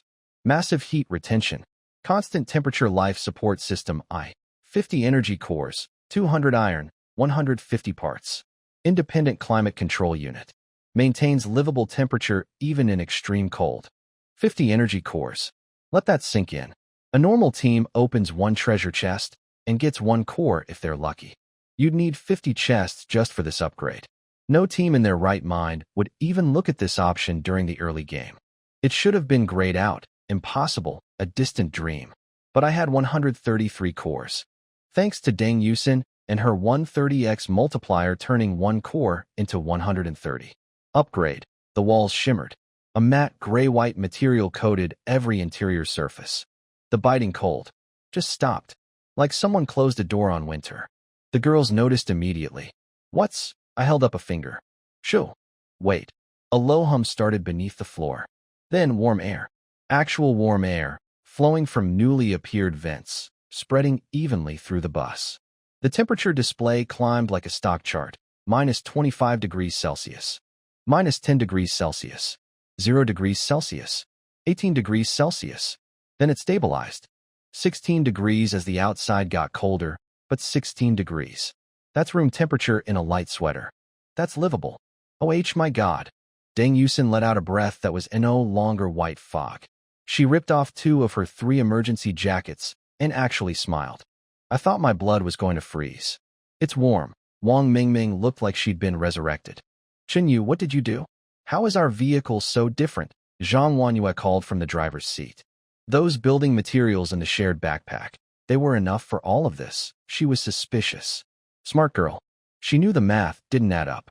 The few dozen units of materials Deng Yusin had publicly deposited couldn't possibly fund this level of renovation. This was like watching someone buy a Ferrari with pocket change. The backpack materials weren't enough, I admitted. The real key was my talent. Everyone paused. My talent? Future vision? What does prophecy have to do with building materials? I grinned. I can see the future, which includes hidden resource locations. I found some extras, technically not a lie. Technically not the truth either. The real source was Red Phoenix Returns, Deng Yusin opening one chest, and me getting 130 times the contents. But they didn't need to know that. Li Mingyao covered her mouth. How much did you spend on these upgrades? I counted on my fingers. About 3,000 wood, 1,000 iron, 1,000 parts, a few dozen energy cores. Give or take. The bus went silent. Then 3 voices screamed simultaneously. Deng Yusin. 3,000 wood. Li Mingyao. 1,000 iron. Wang Mingming. 1,000 parts. Zhang Wanyuan nearly swerved the bus. Dozens of energy cores. And I still had 790 wood, 430 iron, 1,640 parts, and 83 energy cores left over. Enough to make most survival teams on this highway commit actual crimes to steal. I'd spent a fortune and still had a fortune. All from one Red Phoenix. One girl. One treasure chest. One 130x multiplier. The girls were looking at me like I'd just invented fire. Deng Yusin's eyes were literally sparkling. Chenyu, you're too amazing. I leaned back in my upgraded, insulated, climate-controlled, 12-seat minibus and let the warm air wash over me. Outside, minus 40 degrees and dropping. Apocalypse ice storm. Death in every direction. Inside, 16 degrees, comfortable seating, heated floors, and 4 girls who thought I was a god. This survival road thing? I could get used to this. The girls were staring at me with full worship mode eyes. I get it. 1 minute we're freezing to death. Next minute we're cruising in a heated minibus. That's a pretty big mood swing. But I had to keep expectations realistic. Don't celebrate yet. If the class monitor can't keep up the speed, the heating system dies, and we're popsicles again. Everyone shivered in unison. Instant motivation. Li Mingyao immediately pledged driving lessons. Wang Mingming backed her up. Even Deng Yusin raised her hand. Zhang Wanyuan now had 3 eager students who 10 hours ago couldn't have been bothered to learn parallel parking. Amazing what sub-zero death threats do for enrollment numbers. I lay down on my reclined bus seat, which, by the way, felt incredible compared to the old torn minivan seats, and let Deng Yusin work on my shoulders. Say what you will about Zhang Ziheo's character, but his taste in girlfriends was impeccable. This girl was pretty, sweet, and had magic hands. Top-tier Red Phoenix material. Chenyu, what do you think the next station will be like? She asked, a little worried. I didn't even open my eyes. I said you won't die, so you won't die. She beamed. Okay, I know you'll protect me. Behind us, Li Mingyao and Wang Mingming were watching all of this with complicated expressions. Translation: jealousy simmering at medium heat. Wang Mingming elbowed Li Mingyao and whispered, I don't want to die either. Can I go talk to him too? Li Mingyao gave her a flat look. You literally threw yourself at his feet offering leg massages 2 hours ago, and he told you to get lost. Wang Mingming huffed. What does Deng Yusin have that I don't? My figure is way better. Li Mingyao shook her head. That guy's always been single-track minded. When he was chasing me, it was the same. Once he locks on, everyone else is invisible. Wang Mingming's eyes sparkled with scheming energy. Mingyao, you're his EX. That's not a weakness. That's an asset. Stop being so proud. This is the apocalypse. Use that history. Li Mingyao glanced at me. The guy who used to buy her everything without being asked. The guy who'd do anything she said. Now he looked at her the same way he looked at furniture. Regret? Her intestines were turning green. Of all the days to dump someone, she picked the day before the end of the world. If that wasn't cosmic trolling, she didn't know what was. No, she sighed. If I throw myself at him, it'll just annoy him more. Wang Mingming wasn't giving up though. I could practically hear her brain scheming. He's a man. All men have weaknesses. Girl, my weakness is crayfish and building materials. Good luck with that. Then, the system dropped something new. Global communication channel activated. A transparent chat window popped up in everyone's vision. Names, text messages, even image sharing. It was basically Apocalypse group chat. What is this? A chat box. There's a chat function. Messages were flooding in from across our school's channel. What the hell is this? Anyone there? We're freezing. No warm clothes. Anyone got spares? One girl posted a photo of herself stranded outside. Her teacher had driven off and left her in the ice storm. Then the teacher popped up in chat with, "You should have listened to my instructions." Drama. Instant drama. But what caught him? Why? I was the little icon next to the chat button. A trading function. Hey, you can trade through this thing. Anyone got food? I've got cigarettes. Who's got extra water? I'll trade. People were already bartering. Cigarettes for noodles. Water for batteries. The apocalypse economy was being born in real time. Li Mingyao suddenly appeared at my side with a proposition. Chinyu, I scored 120-something in math on the college entrance exam. I can be your accountant. I blinked. You want to? Do what? Handle trades. Manage inventory. Be the team's financial officer. I stared at her. So, basically you want to give yourself a job so you feel useful? Never let it be said I lack bluntness. But honestly, she had a point. People without purpose spiral fast in survival situations. And I didn't need someone managing trades while I focused on the big picture. Fine, I said. You're in charge of the shared backpacks trade goods. First assignment, buy hot pot base. Buy? What? Hot pot base. Seasoning. For cooking. What else would I mean? Zhang Wanyua called from the driver's seat. We packed a pot like you asked, but this bus has no electricity. Even if we get ingredients, I waved her off. I'll handle the electricity. You guys handle the shopping. Tonight I want to see hot pot base, lamb, and iced tea on the table. Then I closed my eyes and went to sleep. Behind me, total silence. Then confused whispering. Hot pot base, lamb, and iced tea, eh? It's the apocalypse and he wants to eat hot pot. Is this man serious right now? Oh, I was dead serious. Last life, I survived on stale crackers and rationed water until I died. This life, I have unlimited crayfish, a heated bus, a red phoenix multiplier, and thousands of building materials in reserve. If I can't eat hot pot during the apocalypse, then what was the point of coming back from the dead? Tonight, lamb hot pot with crayfish on the side and ice-cold tea to wash it down. In a climate-controlled bus. While -40-degree death, frost rages outside. That's how you do the apocalypse. I wasn't actually sleeping. My eyes were closed, but I was scrolling through the newly opened global chat channel like a man possessed. Messages flying everywhere. People panicking about the cold. People begging for supplies. People posting photos of their frozen vehicles. Standard apocalypse social media. Then I saw it. Zhang Zishuan. Hi everyone. I'm the president of the debate club. Our team isn't on a minivan. We're on a bus, so we have a lot of people. This means we need large quantities of bottled water. If anyone can trade, please DM me. We can negotiate. Some random dude immediately replied, Zhang Zishuan?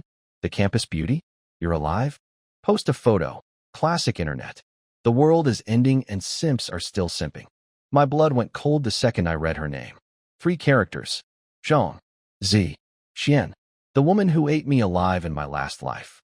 The debate club president who slept with 57 men, got pregnant, and had the audacity to claim the baby might be mine. The woman I gave everything to, my talent, my resources, my devotion, and who repaid me by literally getting me killed. So you're still alive? I thought. Of course you are. Cockroaches like you always survive. Part of me wanted to reach through the chat screen and strangle her. The other part? Excited. Because we'd meet eventually. And when we did, I'd have a heated bus, 2 SSS rank talents, Constitution 100, and a very sharp axe. She'd have 57 ex-boyfriends and a debt she couldn't begin to repay. I set the thought aside. The second station was coming, and from past experience, Station 2 was where the survival road stopped playing nice. Station 1 was the tutorial.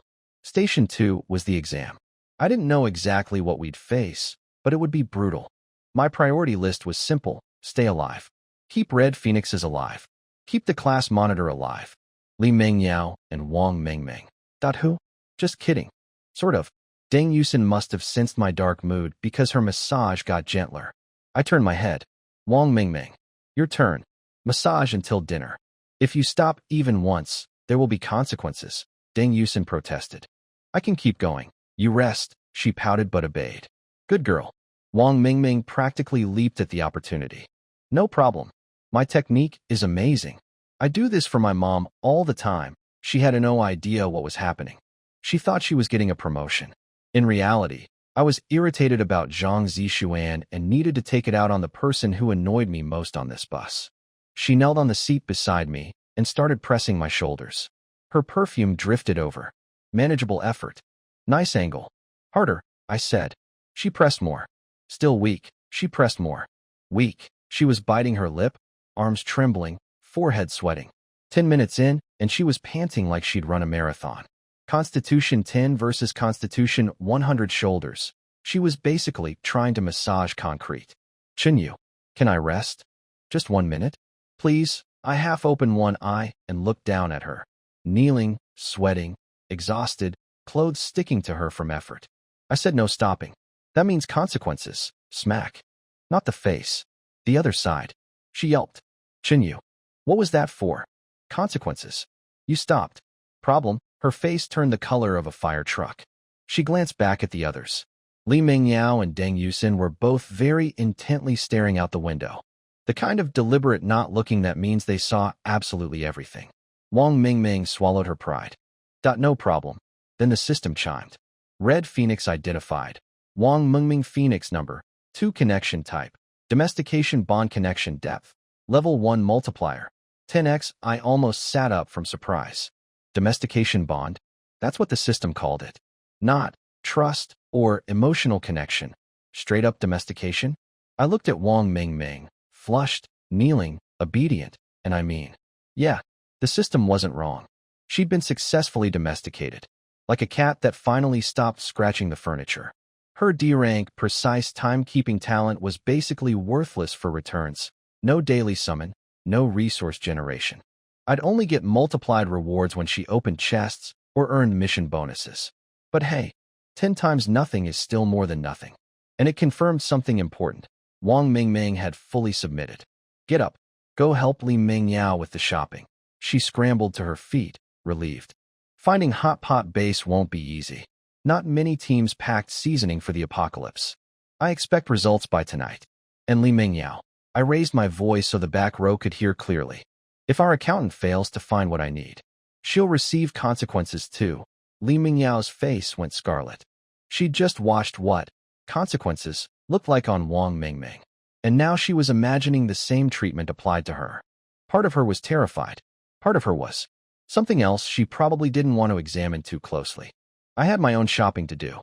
In the public channel, one listing caught my eye. Yang Kurson. Hey everyone. I've got a heavy-duty octagonal hammer, 1 meter long, 10-pound head. Found it at the last station. Really practical. Trade me food, and I'll hand it over. She even posted a picture. Black steel, oversized head, anti-slip grip tape. Beautiful weapon. Lots of people were asking about it. Nobody was buying. Too expensive. I tapped the DM button. Me. Hammer still available? Response in 1 second flat. Young Kurson, yes. You're the first person to actually DM me. But lots of people are asking, so hurry. I want high-calorie food. Biscuits, chocolate, whatever. Water too. We're almost out of supplies. A starving team with a premium weapon and nobody to trade with. And me, sitting on mountains of food, water, and a red Phoenix crayfish factory. I smiled. Let's go shopping. First trade of the apocalypse. Me versus a girl with too many emojis. I spotted a listing in the public channel. Some girl named Yang Kurson from the dance department, selling a heavy-duty octagonal hammer. 1 meter long, 10-pound steel head, anti-slip grip tape. Beautiful tool. Exactly what I needed for smashing through obstacles. I DM'd her. Me. Hammer still available? Young Kurson, yes. You're the first to DM. But hurry, lots of people asking. Need high-calorie food. We're starving. I offered 5 pounds of crayfish. She consulted her team. Crayfish don't fill you up, 10 pounds. Hard to cook without a kitchen, 15 pounds. Longer silence. Well, it is tempting, but 20 pounds. Young Kurson, you're insane. Are those all for us? Me. Do we have a deal or not? Young Curson, deal. Only an idiot would refuse. You're such a good person. We were about to eat bark. Young Curson. I'm Young Curson, Dance Department Class 2. What's your name? Me. Read the first 2 characters of this message. Young Curson, Chinyu. Sending trade request now. The system handled it instantly. No flashy effects. Hammer appeared in my backpack. 20 pounds of crayfish vanished. Clean transaction. Young Curson. Bye-bye. This girl communicated exclusively in emoticons. Terrifying. But that was just the beginning. I went on a shopping spree. Spent another 90 pounds of crayfish across 5 separate deals and scored 2 down jackets and 3 fleece-lined pants. Winter clothing in an ice disaster was worth more than weapons or food. Sellers wouldn't part with them unless they were truly desperate. Why buy winter gear I didn't need? Because my body could handle the cold. The girls couldn't. And if a mission required leaving the bus, I needed Deng Yusin and Zhang Wanyue alive. One produces water, the other produces crayfish that multiply into mountains of resources. They were irreplaceable. Frostbite was not an acceptable outcome. Meanwhile, my 2 shoppers were working the trade channels. Li Mingyao burst out excitedly. Chen Huayu. I found Hot Pot Base. Only 2 packs of water bottles. Cool. And the lamb. Wang Mingming popped up. I found a seller. But 1 pound of meat costs 3 packs of water. I sat up slowly. How much water do we have left? 6 packs. And how long does that last us? Maybe 6 or 7 days. And when does the next station arrive? Li Mingyao's face fell. We don't know. So you were about to spend 5 packs of water, nearly our entire supply, without knowing when we can resupply. Bold strategy. Were you trying to dehydrate the whole team? Both girls froze like deer in headlights. I waved it off. Relax. I'm not killing anyone over groceries. But listen, water is the most valuable resource on this road. Hot Pot Base is worth 1 bottle maximum. 1 pound of lamb. 1 pack of water. Go back and negotiate at those prices. They'll never agree to. They will. Go. They went. They negotiated.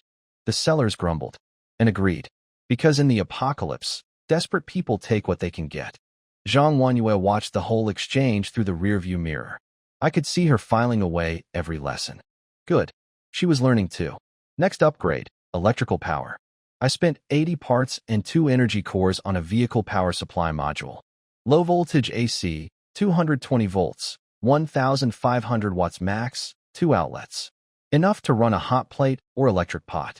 A power outlet materialized at the front of the bus. Just like that. Zhang Wanyue parked. Everyone gathered around. The electric pot came out. Water boiled. Hot Pot Base dissolved into fragrant, spicy broth. Lamb went in. Crayfish got fried on the side. We were eating hot pot. In a heated, climate-controlled minibus. While -40-degree ice death raged outside. On day 2 of the apocalypse, I was mid-bite into a piece of lamb when a voice filled the bus. Not the usual cold system voice. A man's voice. Sad. Broken. Reading what sounded like a dying person's final journal. Cold. The Glacier Research Outpost. Like an iron coffin. The geothermal prototype. Find one and you live. But I can't move anymore. The ice behind me is cracking. They're catching up. The heat source is right there. I'm lying next to it. But I don't want to move. Let the light hit my face. Like a dying man clinging to the last candle. Silence. The only sound was our hot pot bubbling, which suddenly felt inappropriate. Wang Mingming's chopsticks were frozen midair. That wasn't just me, right? Zhang Wanyue's face was grim. Check the chat. The trade channel had instantly transformed from wheeling and dealing into pure panic. What was that voice? I was eating a frozen biscuit and nearly choked. Is that a ghost from the glacier? At this point, nothing would surprise me. Then the system's cold, familiar tone cut through, arriving at Glacier Research Outpost. I set down my chopsticks and looked out the window into the endless, frozen dark. Station 2. The tutorial was officially over. I picked the lamb back out of the pot and ate it. Whatever was coming, I wasn't facing it on an empty stomach. The system announcement hit us mid-hot pot like a bucket of ice water, which, given the circumstances, was almost literal. Arriving at Glacier Research Outpost. Mission: seize a geothermal core prototype, 0 of 1. Synchronized units: 86 people, 10 vehicles online. Global chat: temporarily disabled. Then the rules came flooding in. 3 prototype machines total. 10 teams competing. Grab one and bring it back to the rally zone to win. The outpost sits at -30 to -40 degrees, with periodic, absolute zero waves that drop to -80 for 5 minutes at a time. There are heat-producing ferns you can harvest for protection and mutant creatures that hunt by sound. Total mission time, 12 hours. If you don't make it back, you stay there. Forever. Oh, and no vehicles allowed inside. On foot only. Our hot pot suddenly tasted like anxiety. Zhang Wanyu jumped straight to the driver's seat. 1 hour to reach the rally point. Moving now, Deng Yusin did quick math. 10 vehicles, 86 people. That's about 8 or 9 per team. We only have 5. Li Mingyao was calculating too. And we have to walk in -40? For 12 hours? While fighting over 3 machines, Wang Mingming started pinching her own pressure points to stay conscious. I'm going to die? I'm actually going to die, Zhang Wanyu corrected her while flooring the accelerator. It's 12 hours total, including search, combat, and escape. If we're fast, we suffer less. Then Li Mingyao asked the question everyone was thinking. Chenyu, in the future you saw. Are we alive? I leaned back. I'm alive. Helpful as always. Deng Yusin hugged my arm. Did we get the prototype? I let a small smile show. I saw a new heat source in our bus. Not a direct answer, but enough to inject some hope. Sometimes morale matters more than facts. Especially facts I was making up on the spot. Then I dropped the real bomb. None of you noticed the actually terrifying part of this mission. Everyone stared. 3 prototypes. 10 teams. I ate another piece of lamb. That means at least 7 teams get nothing. And getting nothing means the temperature in the bus somehow dropped another 5 degrees despite the heating system. Not physically, emotionally. Zhang Wanyue's voice cracked.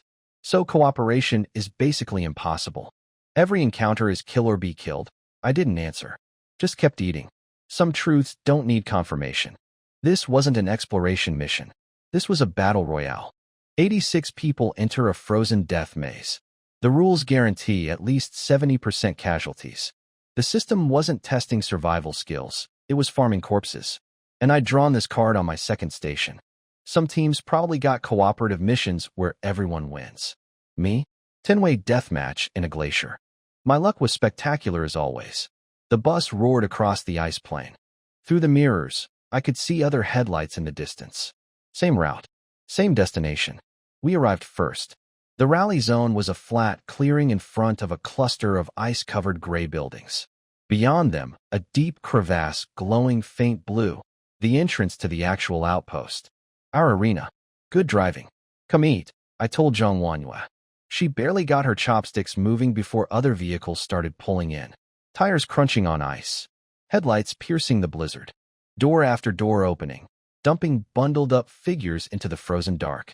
What the hell? Where are we? 12 hours in this. Are they insane? Hey, you guys are from the directing department, right?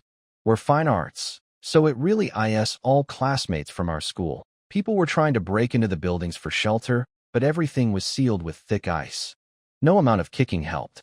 Everyone just huddled in miserable clusters near their vehicles, breathing clouds of white fog. Wang Mingming pressed her face against our window, playing reconnaissance. Chenyu. That big SUV. Those are Performance Class 2 students. Li Mingyao squinted. That mid-sized bus looks like a mixed directing and sound design team. How's that possible? Same club affiliation, I said. Different departments, same organization, more vehicles, more faces. Wang Mingming pointed at a box truck. That's Director Yu from the administrative office. The guy who wanted to extend military training by a month. Looks like he's running his team like a drill sergeant. Students were unloading supplies under his barked orders, visibly terrified of him. Deng Yusin spotted familiar faces too. Those girls over there, they're from the dance department. Zhang Wanyu was speed-eating while scanning the gathering crowd with tactical eyes. Then she asked the smart question. Chenyu, if we stay in the bus while everyone else is outside freezing, won't that look suspicious? She was right. We were sitting in a heated, upgraded minibus eating lamb hot pot with electric lighting while 80 other people shivered in a blizzard. Staying hidden preserved our advantage. Stepping out meant revealing we were comfortable, well-fed, and suspiciously well-equipped. But staying invisible forever wasn't an option either. In 40 minutes, The mission would begin, and everyone would see each other anyway. I picked up another piece of crayfish and chewed thoughtfully. 86 people, 10 teams, 3 prizes, 1 glacier full of monsters.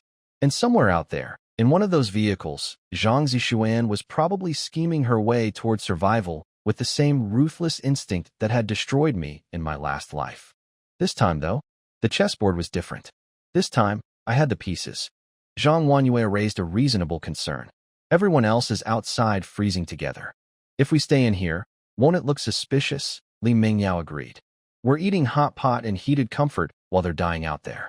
If they find out, I finished my soup, wiped my mouth, and shrugged. Good. I want them to notice. Everyone stared at me like I'd lost my mind. See, here's the thing about survival competitions. Information is power. But so is intimidation.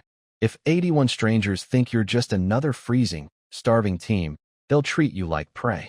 But if 81 strangers think you're some kind of apocalypse VIP living in luxury while they gnaw frozen crackers, that's a different calculation entirely. Fear is free. Might as well distribute some. Sure enough, within minutes, knock knock knock. 3 guys appeared at our door. One of them was Xiao Bing from the directing department. Hey, everyone's gathered. Come out and strategize. Director Yu is coordinating. We're all classmates. We should cooperate. Our bus windows had been upgraded to tinted reinforced glass during the structural reinforcement. They couldn't see anything inside. They probably assumed we were a bunch of scared students hiding in the dark. So I lowered the passenger window. Just 2 centimeters. Whoosh. A tidal wave of warm, humid, food-scented air blasted through the crack like a steam vent on a volcano. In the -40 cold, it instantly condensed into a massive cloud of white vapor that engulfed Xiao Bing's face. He stood there, frozen, no pun intended, with steam rolling off his head like a human kettle. Through that tiny gap, he caught a glimpse inside. People in thin clothes, faces flushed with warmth. A bubbling pot of red chili oil broth sitting in the middle of the bus aisle. The smell of Sichuan hot pot flooding his nostrils. His brain crashed harder than a Windows 95. I spoke calmly through the crack. We're not joining any cooperation. Thanks though, window up. Sealed. Done. Xiao Bing stood in the blizzard, mouth open, processing what he'd just witnessed. The 2 guys behind him were demanding answers. What did they say, bro? Why aren't you talking? Xiao Bing coughed. There, eating hot pot. What? I saw it. Red oil broth. Still bubbling. They're wearing t-shirts. Their faces are red. When the window opened, steam came out like a sauna. He might as well have said, they're hosting a pool party in there. The reaction was identical. Director Yu, the school administrator who'd somehow ended up in the survival road, marched over with his face turning purple. What do you mean they won't come out? This is a survival situation. Where's their collective spirit? He stormed toward our bus, 20-something students trailing behind him like an angry mob. Other teams joined in too, pulled by the gravitational force of outrage. We're freezing out here, and they're eating hot pot. Where'd they even get fuel for heating and cooking? We're all classmates. How is this fair? This is class discrimination in the apocalypse. Ah yes. The classic redistribution argument. You have nice things, therefore you OWES nice things. Worked great in college group projects.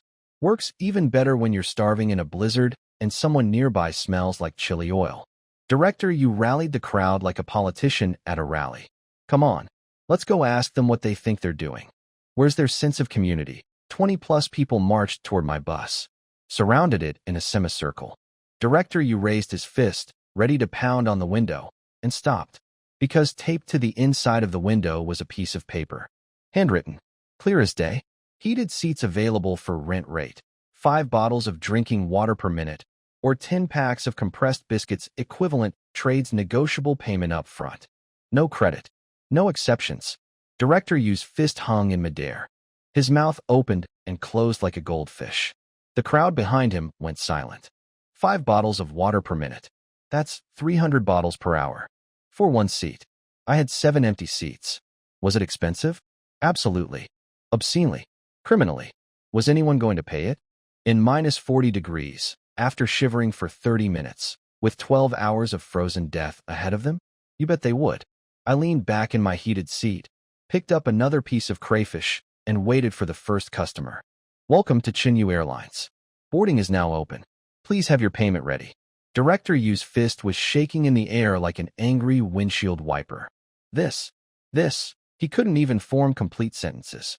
Behind him, 20-something students were reading my little sign and collectively losing their minds. Renting seats? For water? By the minute. 5 bottles per minute? That's robbery. 10 packs of biscuits? That's our daily ration. Where's the humanity? We're classmates. Director Yu slammed his fist on the window. Students inside. What is the meaning of this? Where is your compassion? Your collective spirit? We're all in this together. Ah yes. We're all in this together, speech. Translation. Give me your stuff for free because I said so. This man ran the administrative office at our school by guilt-tripping students into compliance. Military training extension? Collective discipline? Weekend classes? School spirit. Now he was trying the same playbook on a survival road in -40 degrees. Inside the bus, Deng Yusin shrank in her seat. They seem really mad. Zhang Wanyue didn't even look up from packing gear. Moral blackmail. Director Yu's specialty. He did the same thing back at school. I nodded. They're not angry that we won't cooperate. They're angry that we're comfortable and they're not. Wang Mingming surprised everyone with a flash of her old personality. Let them freeze.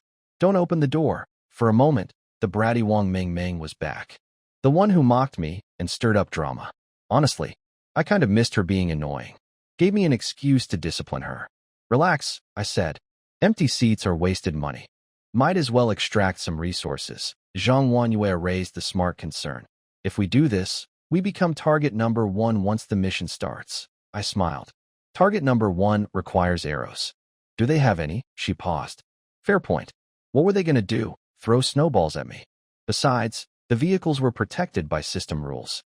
No passenger could damage any vehicle. They could kick, punch, and scream at our bus all day, and it wouldn't get a scratch. Inside a vehicle was an absolute safe zone. Will anyone actually pay that much? Deng Yusin wondered. Give it 5 minutes. It took 3. I'll pay. My fingers are numb. Let me in.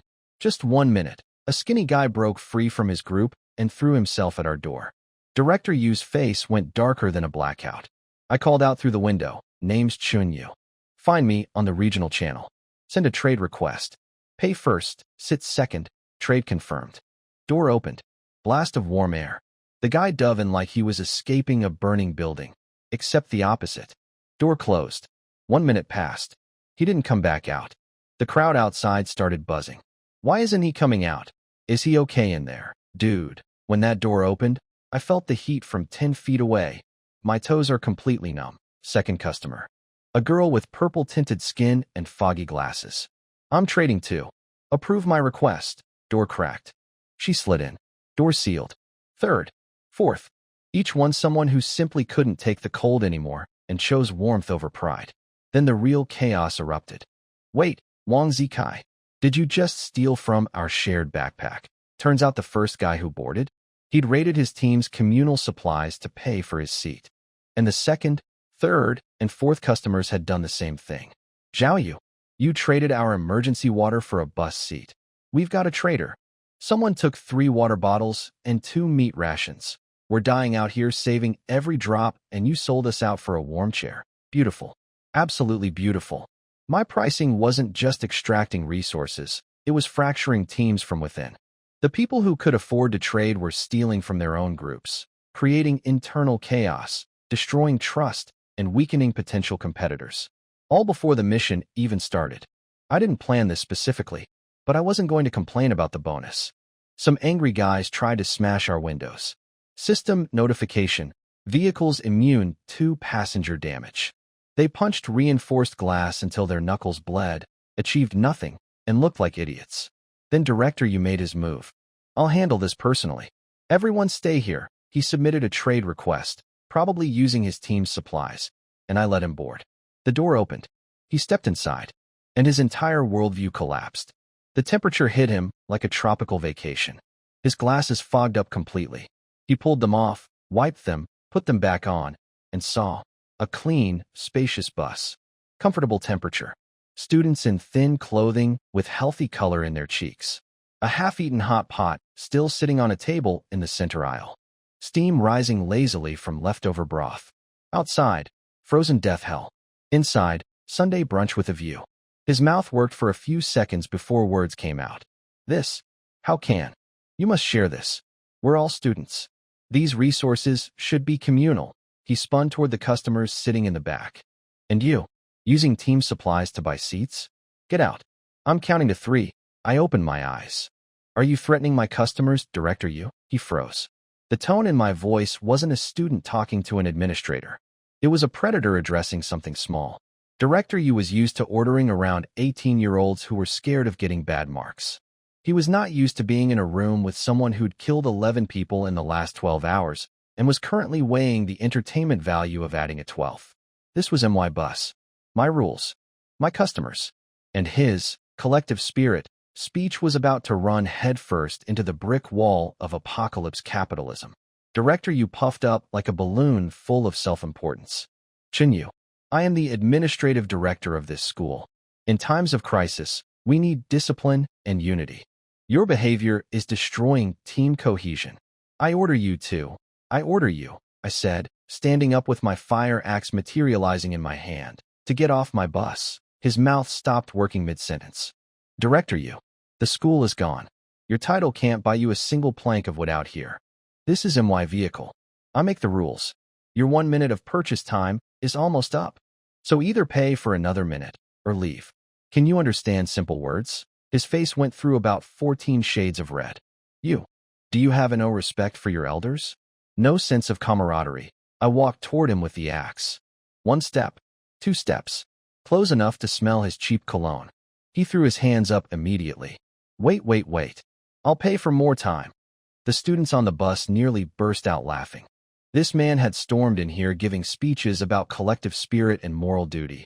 And the second he faced a choice between principles and warmth, he picked warmth. In under 30 seconds, he fumbled with the trade interface. Then his face went white. Where are my supplies? Who touched my public backpack? He pressed against the window and looked outside.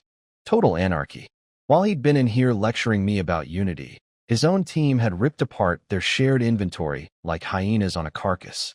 Who stole the communal supplies? Screw your cooperation. Everyone's stealing. If they're taking stuff, I'm taking stuff. Trust? There is no trust. Every man for himself. Outside our cozy bus, the beautiful coalition director you had assembled was tearing itself apart.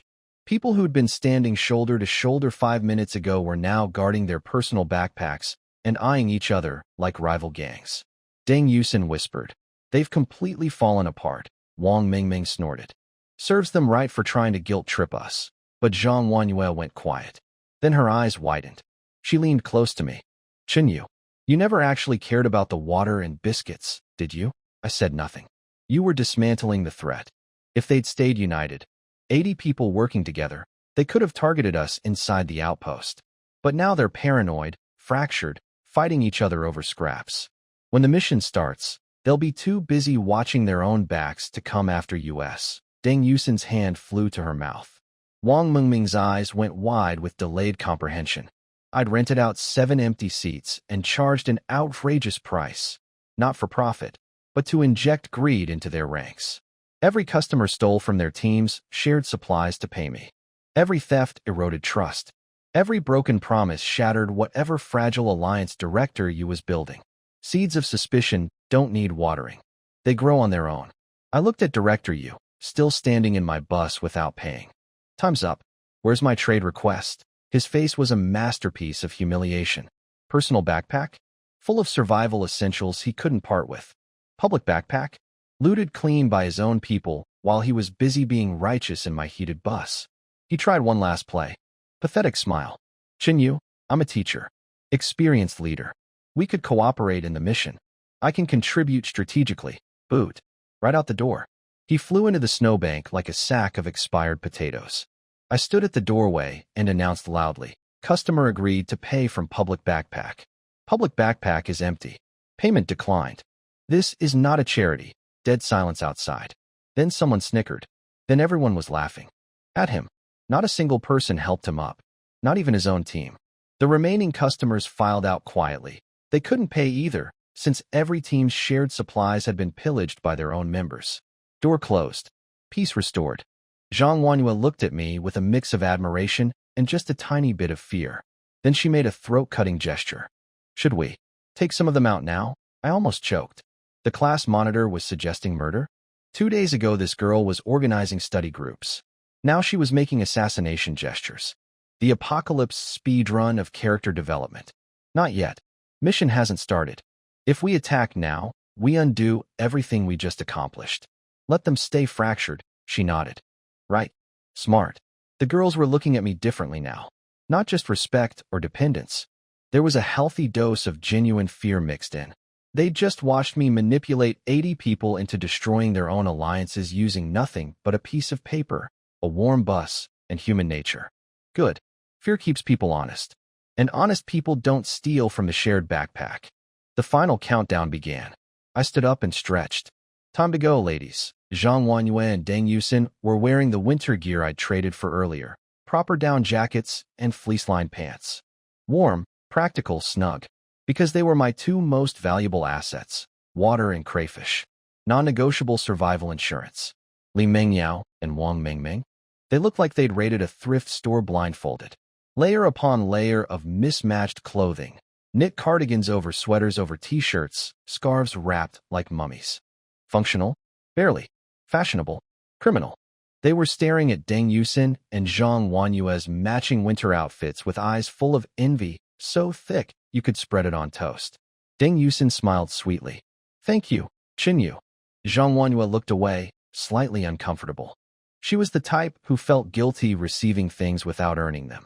I found that oddly endearing. I waved at the shivering duo in the back. Don't be jealous. I don't have warm clothes either.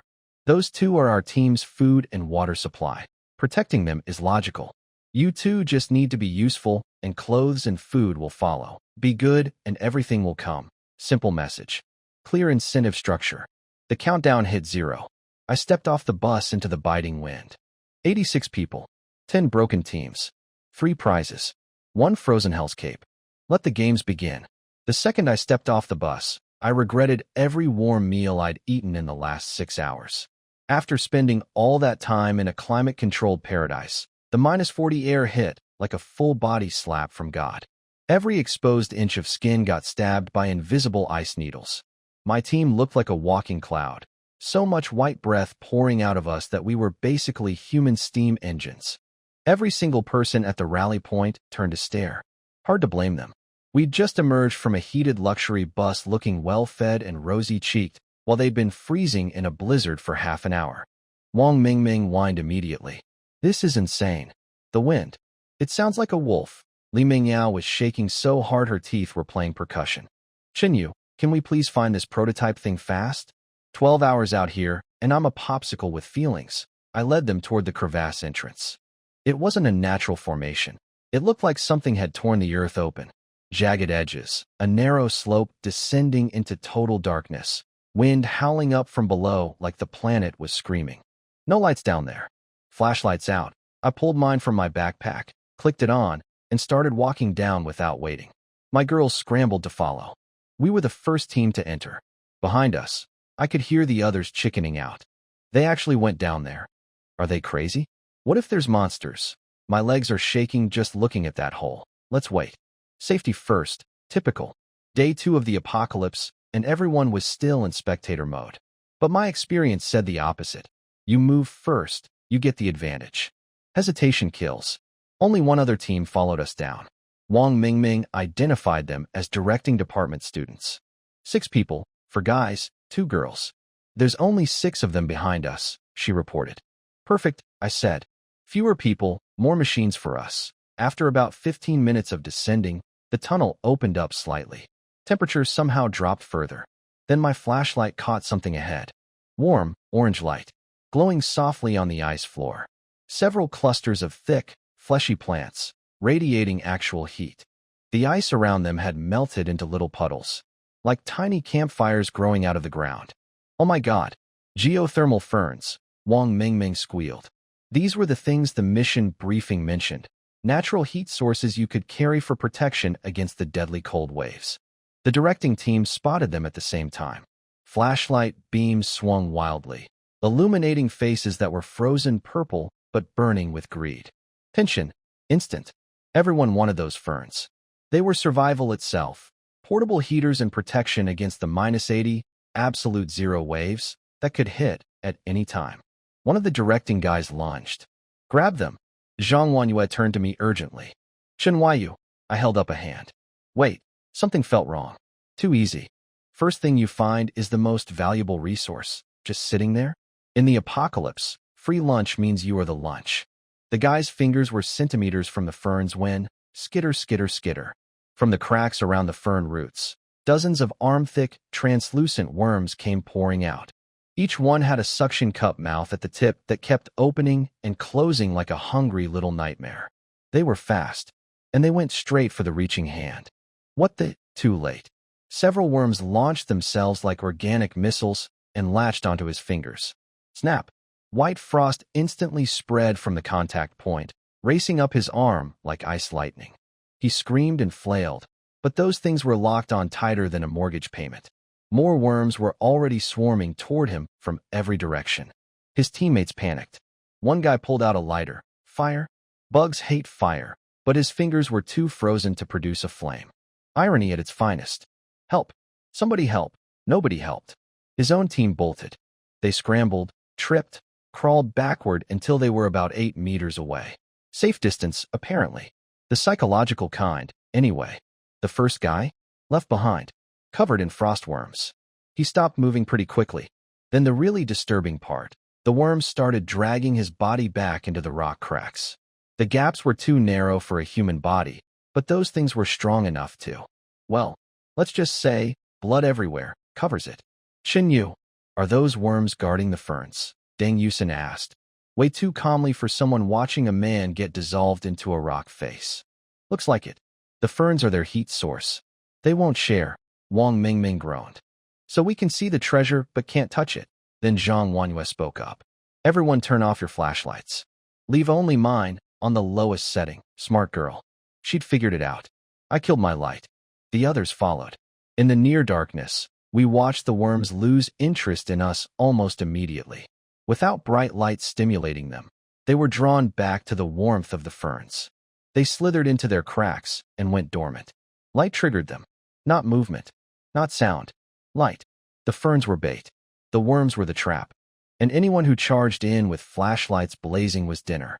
The directing team was huddled in the dark 8 meters back, one member short, probably rethinking every life choice that led them here. And me? I was already forming a plan. Low light. Fast hands. Constitution 100. Those ferns were coming home with me.